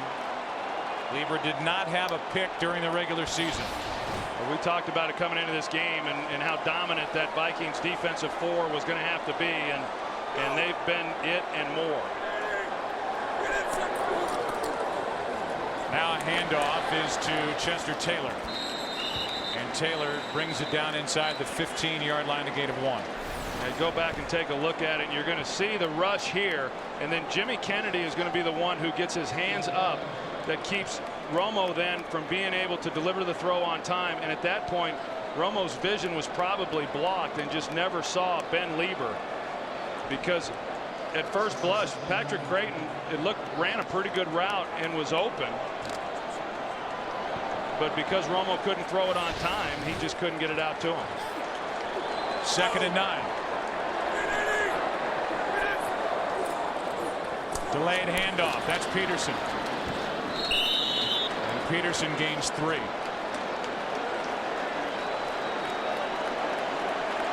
And that's the end of the 3rd quarter. And it is what it was at the half. 17-3 home team. Vikings up with a quarter to go. The NFL on Fox will continue after a word from your local Fox station.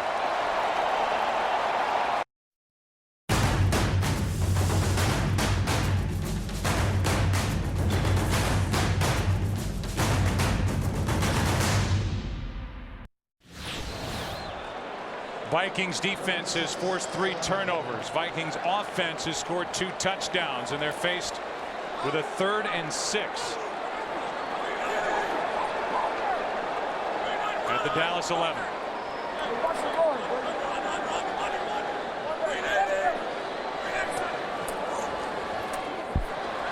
Pass complete to Harvin. He is spilled by Terrence Newman at the 10. A gain of 1. It's 4th down. So the field goal unit will come on for Minnesota. Yeah, well, Dallas defensively, once again put in a bad position with a turnover, and yet they hold up and handle their end of the bargain in terms of not allowing 7 points. Longwell 1 for 1. This will be a try from 28. And drilled by Ryan Longwell. 2 for 2. Let's go back to that interception thrown by Romo. And we'll go back and take a look at it, and as you're going to see, here's Lieber here. He's going to work, and then this, and it was actually Jimmy Kennedy coming from that side, which is how he was able to get his hands up. Just a good effort there by Jimmy Kennedy, going up and trying to do what he could to potentially knock the ball down, and Ben Lieber then being in the right position. And Tony Romo was talking to Patrick Creighton over on the sidelines as if he was expecting something else, but I don't know that Romo had enough time, even if Creighton had maybe done what he had wanted him to. And we talked about the crowd noise coming into this ball game and how that was going to impact them. And Colombo playing out there on the outside at tackle, it's difficult. And this Vikings defense, as we know, has been much better all year long at home, and there's a big reason for that. And this 12th man, this crowd, is the biggest difference. There's the day for Tony Romo. He's lost 2 fumbles, thrown an interception. And that's been the big change in his game as this season has progressed. Protecting the football. He has not been able to do that here this afternoon. And so Longwell will kick it. Felix Jones is waiting deep for it for Dallas. And he'll try it from inside the end zone. hoping for some spark, and it doesn't happen. Can't make the 20.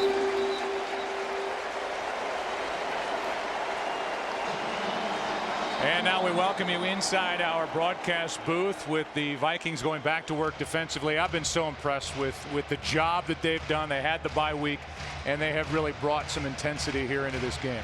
Yeah, and I know there were some question marks. They finished up the season obviously very well there against the Giants. At one time, it looked like they were not even going to be the #2 seed. They got that back, and coming into this ball game, I think the rest really did them some good, and they have played lights out here today.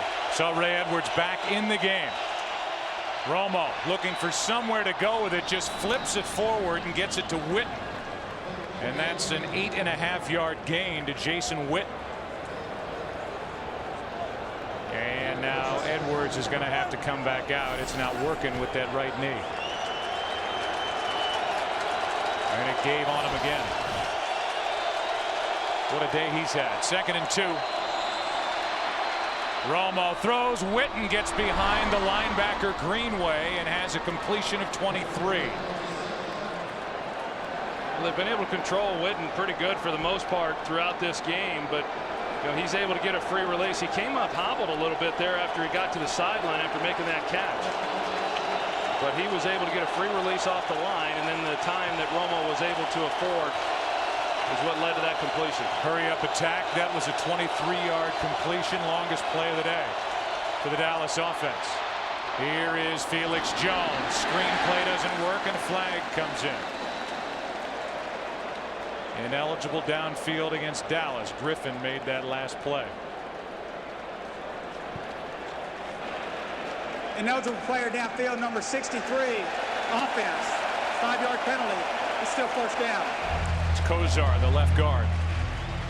The one thing that I've been impressed with, Joe, in addition to how hard Minnesota has been playing defensively, has been that they've tackled well, and that's one of the things that we talked about coming into this ball game, was that they were going to have to be able to get guys on the ground once they got the ball in their hands, and for the most part, Minnesota has done that. 1st and 15 now, and the pass complete to Witten. Witten gets 7. Ben Lieber made the play for this Minnesota defense.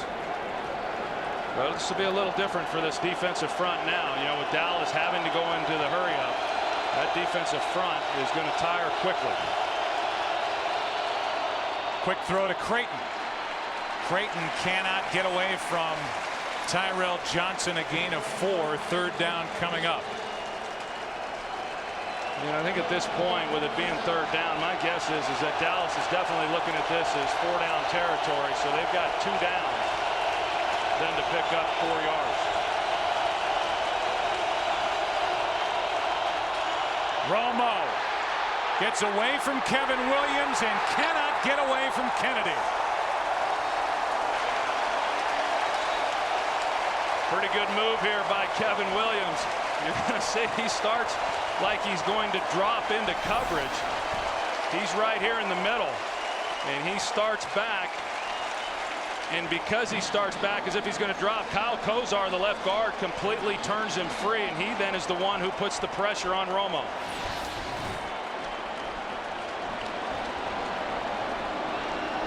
McBriar to punt. 6 Minnesota sacks in this game. Reynaud, the fair catch at the 14. They led the NFL in sacks during the regular season. They put up 6 in this playoff game against Dallas. That Minnesota defense keeps on coming as they lead by 17.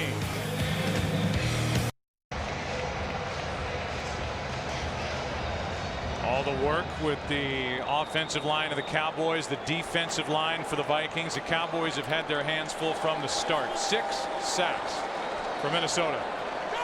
And the Vikings, even with under 200 yards of offense, have been outgained by the Dallas Cowboys, lead by 17. Adrian Peterson pushes that pile up to the 20. A gain of 6 with nothing there. Nothing there, and Jeff Dugan getting in behind that pile and pushing him along, and somewhere in the middle of all this is going to be Adrian Peterson and just a scrum, and You know, right now, obviously, this is what Minnesota wants to do. I mean, this is the time of the game to where you want to be able to hand the ball off to your horse and let him pick up first downs and wind the clock down. And hang on to the football. Adrian Peterson at 2.7 yards per rush. Percy Harvin in the backfield gets it. And Percy Harvin has a first down for the Vikings.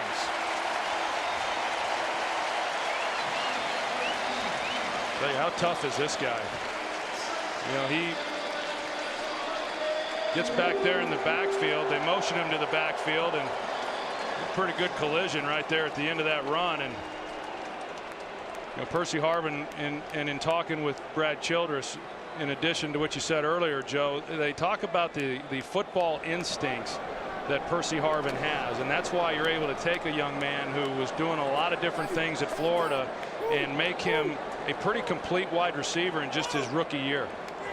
A guy who's been dealing with severe migraine since he was a young man. Here's a handoff to Adrian Peterson. He's to the 29, a gain of 3. Couple of legends in these parts, couple of Hall of Famers. But Grant is not in the Rock and Roll Hall of Fame. The 82-year-old coach, longtime coach of the Minnesota Vikings, and Prince not in the Football Hall of Fame, but in the Rock and Roll Hall of Fame. Bud Grant, who we had a chance to visit with at practice on Friday, coached this team to 4 Super Bowls over an 8-year span. He was a great 3-sport star at the University of Minnesota. Head coach for the Vikes from 67 to 83, and then they brought him back in 85, and he's still a consultant for this well-run franchise as Favre rolls to his right, on the move, throws. That's Brett Favre doing what he has done his entire career, hitting Sidney Rice for 20 yards.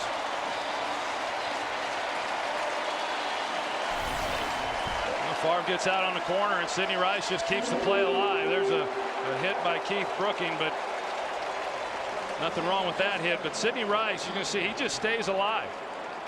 And Brett Favre has great confidence in throwing the ball to Sidney Rice and knowing that he's going to be where he expects him to be and then make a play. And Brett Favre has great confidence in Brett Favre. Yeah. How long has he been rolling to his right, throwing back across his body over the middle of the field, which is a no-no, and doing it with great success as Adrian Peterson carries it to the 45. There's history between these two franchises, certainly. In a 1975 Dallas at Minnesota 27-degree day, Cowboys trailed the Vikings by 4, 24 seconds left, and it was Roger Staubach who threw what he called a Hail Mary. First time that phrase had been used to Drew Pearson. Vikings fans to this day claim that Pearson should have been flagged for pass interference. And Bud Grant said that 75 version was his best and most complete team. Here is Adrian Peterson taking it to the 45-yard line on 2nd down. 3rd down coming up, but also approaching the 8-minute mark in this game as time runs out on Tony Romo. Certainly running out on Romo and the Dallas Cowboys here today. You talked about our conversation there with Bud Grant, and he has an office there at the facility. He comes in once or twice a week, checks his mail, and he told me the key was keeping his head down and his mouth closed. And I said, is that the key to longevity and living a long life? He said, no, that's the key to keeping an office at the facility. And remaining a consultant. Very understated, great sense of humor, and an avid outdoorsman. On 3rd down, Favre backpedaling as he lofts it for Rice. How good is that combo? That's their 3rd of the day. Touchdown, Vikings.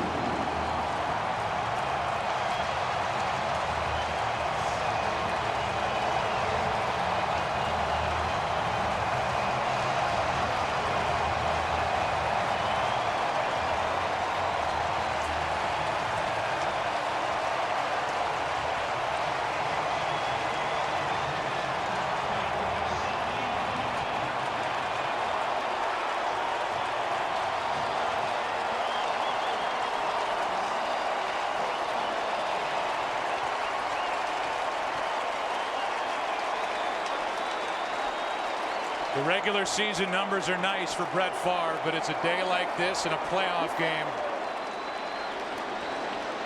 Main reason why he came back. A much younger Favre, Super Bowl 31. Helmet off, hands in the air. And today, new league rules, he has to keep his helmet on, but the hands are up, and so are the Vikings.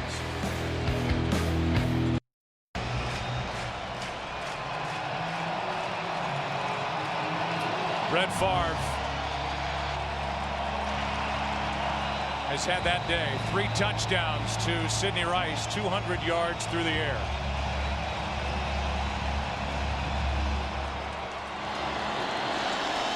On the return, it's Ogletree from the 5. Looking for room to run, had some. Tackle made by Heath Farwell, the Pro Bowler. There's number 3 on the day. Sidney Rice has had him a 47, 16 yards, 45 yards through the Dallas secondary.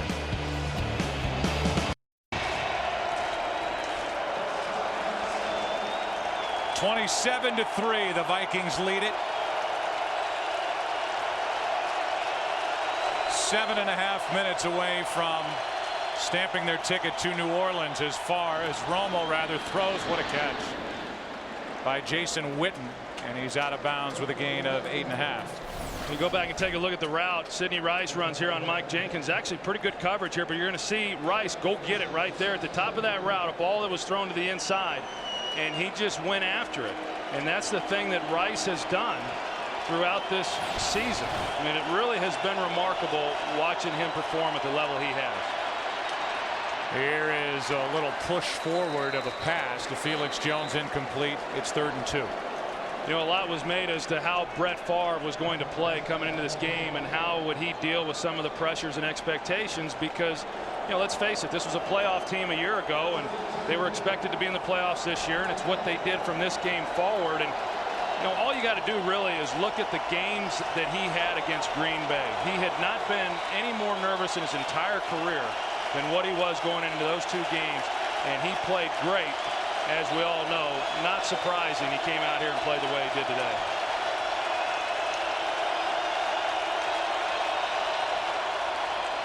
Handoff on 3rd and 2, and the play is made by Fred Evans. A loss of 2. Felix Jones, and it's 4th down. And the Dallas offense will stay on the field. 4th down and 4. Jerry Jones is down on the field.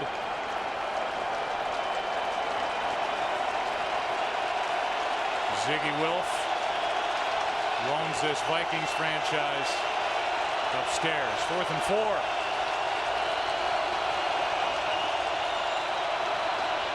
Romo hits Witten, and another play made by this Vikings defense. It's Greenway. Vikings take over on downs.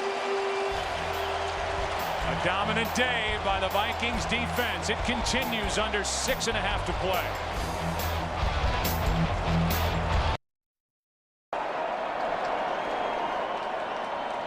Brett Favre, a 3-time league MVP, number 1 all-time in wins by quarterback, touchdown passes by quarterback, passing yards. In the Super Bowl 1996. 23rd career postseason start. Hands off to Adrian Peterson. He gets nothing. Igor Olshansky made the play.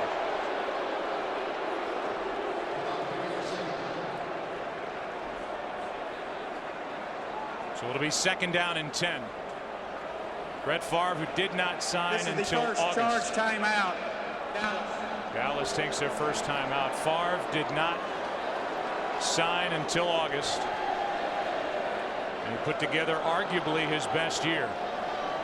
Certainly one of his best. Tonight on Fox, the action is nonstop. First, it's the heart-pounding Human Target preview event.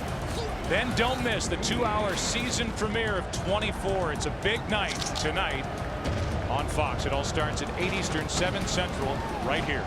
When you talk about the year that Brett Favre had, you know, he was the best in the NFL as far as touchdowns to interception ratio. I mean, we're talking about Brett Favre, you know, a guy who was always high risk, high reward. And that's been the most remarkable thing, the way that he was able to protect the football. This was a guy who has averaged 17 interceptions a year throughout his career. Here's Peterson, takes it to the 30. Brett Favre, who threw 29 interceptions in 2005, threw 22 last year with the Jets. Had his biceps tendon worked on over the offseason.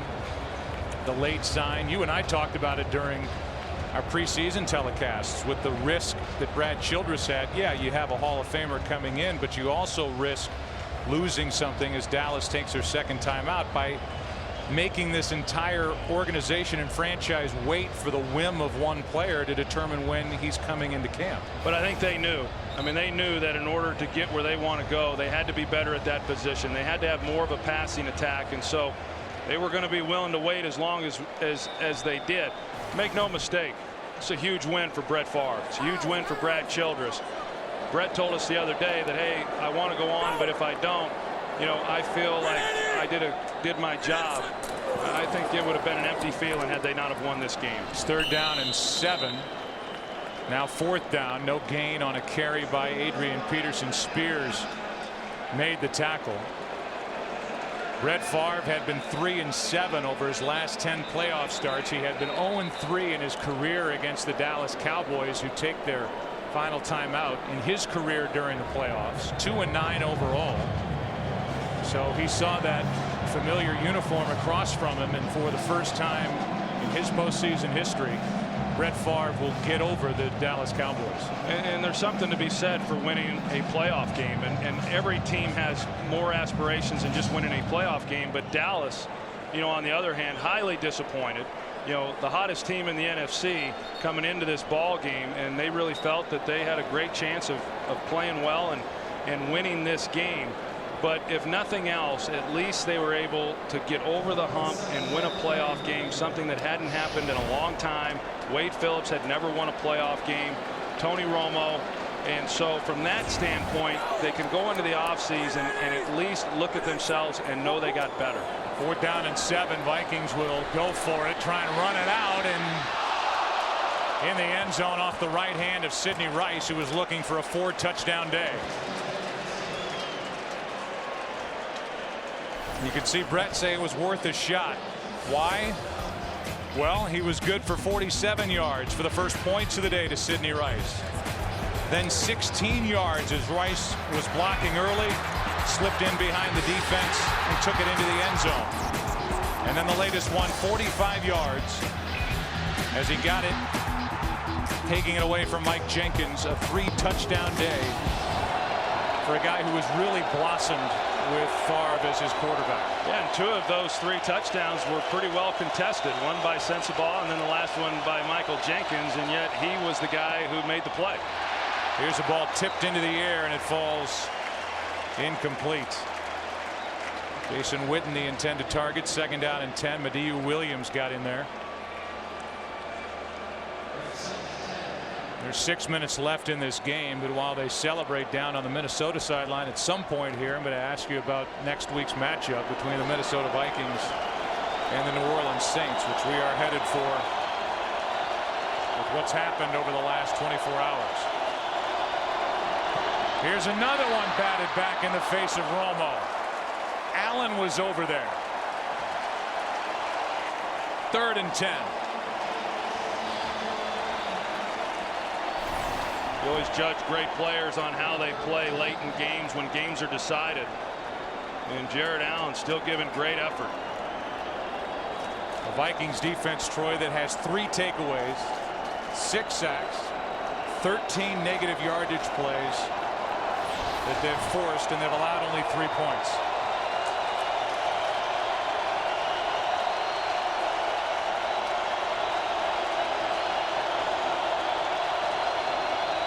Third down and 10.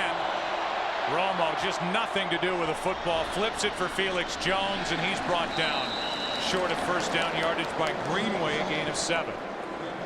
We talked about it a little bit earlier, Joe, but I'd like to revisit just the job that Rick Spielman has done assembling this Minnesota roster. I mean, it really is remarkable when you look at the young players that he's drafted and then the key free agents that they blended these young players with. How about the most Pro Bowlers on 4th down off the hands of Austin? Vikings take over on downs. The Vikings have 9 Pro Bowlers, more than any other team in the NFL. 4 All-Pros, including that guy in the middle, Jared Allen. And they've done it, as you said, through the draft, through trade with Jared Allen, through free agency.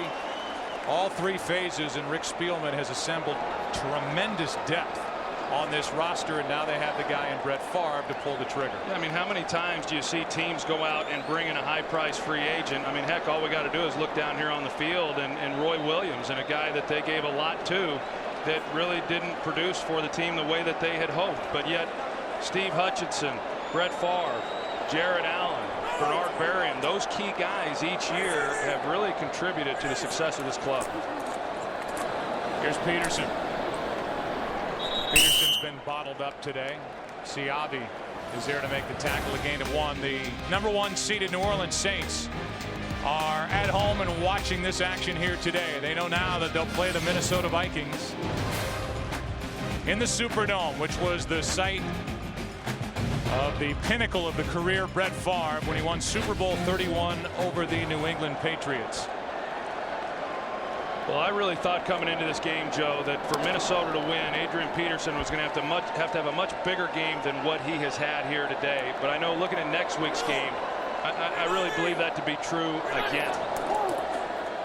Here's a throw. That's Berrien making the catch and spinning his way inside the 20.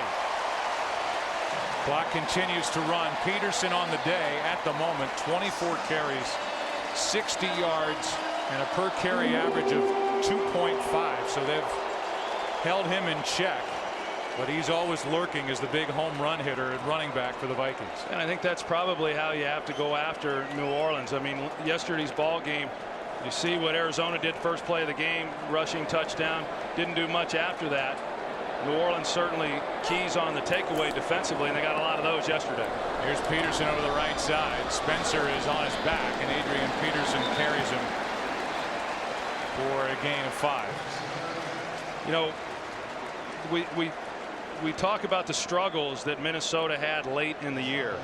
I think we need to point out those struggles were games on the road. This has not been a team that's played particularly well, especially late on the road, late in the season. And so they knew that more than likely, if they're going to get to the Super Bowl, they're going to have to be able to win on the road. And now they know that that's going to be in New Orleans. And, you know, this is a difficult place to play. I can attest to that, having played here both in the regular season as well as in postseason. Well, that Superdome in New Orleans, that's no picnic either.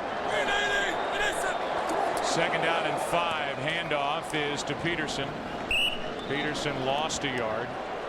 Vikings will be 9-0 this season at home. They finished the regular season 8-0, 3rd time in the 28-year history of this building that they went undefeated at home. And Brett Favre now, if you add this game in, 24 touchdown throws against only 2 interceptions here at Mall of America Field. You know, you keep waiting for when he's going to have one of those games, and I know Viking fans are saying, quit talking about it. But only one time this year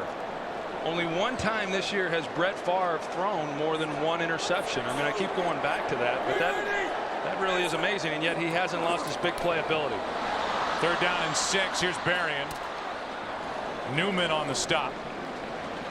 Short of 1st down yardage, and the Vikings will just try and pick up the 1st down. It appears they keep their field goal unit on the sideline on 4th down as we approach the 2-minute warning. And we will be at the 2-minute warning as they celebrate here in Minnesota. Brett Favre for the day, a quarterback rating of 132.6, 3 touchdowns, no picks, 220 yards, and countless smiles.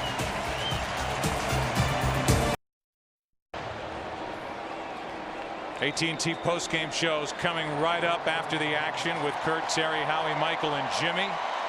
AFC Divisional preview. Jets at San Diego coming up later. On 4th down, play action. Favre, end zone, Schenko. How about another? Touchdown Vikings.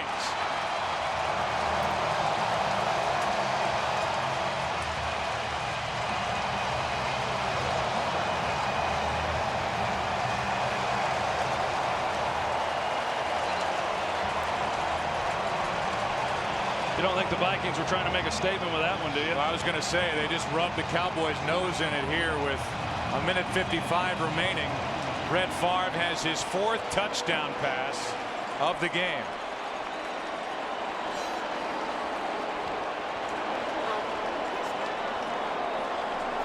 Let's see how the Dallas Cowboys feel about that as Keith Brooking goes over to their sideline, yelling at the back of Brett Favre, and Jared Allen is yelling back at Keith Brooking. Well, Brookings' defense should just stop the play. I mean, I don't think Keith Brookings in a position to complain about what they did, but it was clear.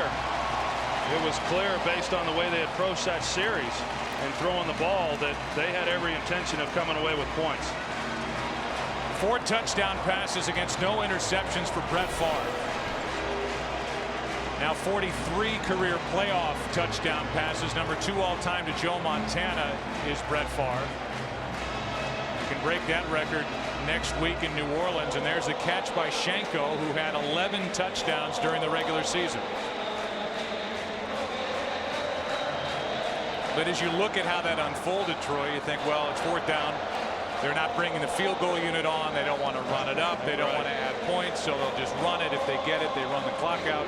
If they don't, they hand the ball over on downs, and they throw it and get a touchdown, which is a little salt in the wound for the Dallas Cowboys. Well, I think that's what Keith Hamlin was thinking, too, the safety for Dallas, because Visante Shanko just ran right by him.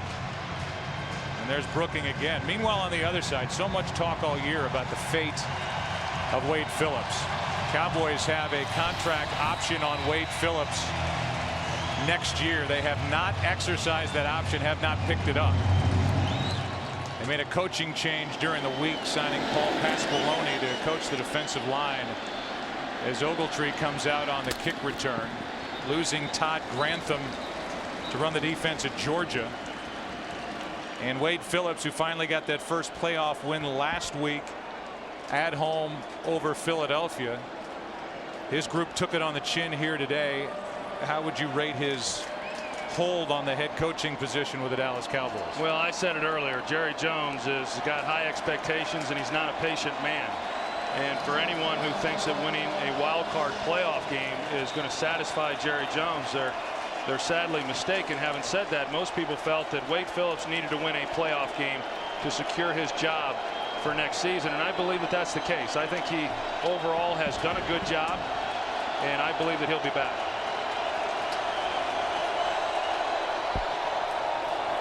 Handoff is to Felix Jones. Jones picks up 9. Jimmy Kennedy on the tackle. A postseason career high 4 touchdown passes for Brett Favre. And that last one has upset the Dallas sideline, you can bet. But as you said, if you don't like it, stop it. And the Dallas defense could not. 3 to Sidney Rice, 1 to Visante Shanko, and on 2nd and 1, a first down for Jones. Well, I know Jimmy Johnson is back in studio, and he'll be weighing in on this game when this game is over. And you know, he'll be the first one to tell you, that you play for 60 minutes, and if you've got a problem with something, then do something about it. So, I'm a little surprised. I'm surprised what Minnesota did there. I don't think there was anything wrong with it, but I do think, Keith Brooking was probably out of line, showing his emotion there in the way it was handled. Felix Jones has really come on here at the end of the year. Carries for 6 as the clock continues to wind. No timeouts remaining, and in the end, it's a blowout with the Minnesota Vikings up by 31 points here at home, knocking out the Dallas Cowboys, who won the NFC East with a record of 11-5. Well, now we'll see what happens. Yesterday the home teams won. Home team here wins, and of course we've got a big matchup with the San Diego Chargers and the New York Jets. But really looking forward to next weekend's NFC Championship game. Handoff for a first down to Felix Jones, but now under 20 seconds left, and that could be the last play of the day. Next Sunday at 6 Eastern, 3 Pacific, the Minnesota Vikings take on the New Orleans Saints with a shot at the Super Bowl.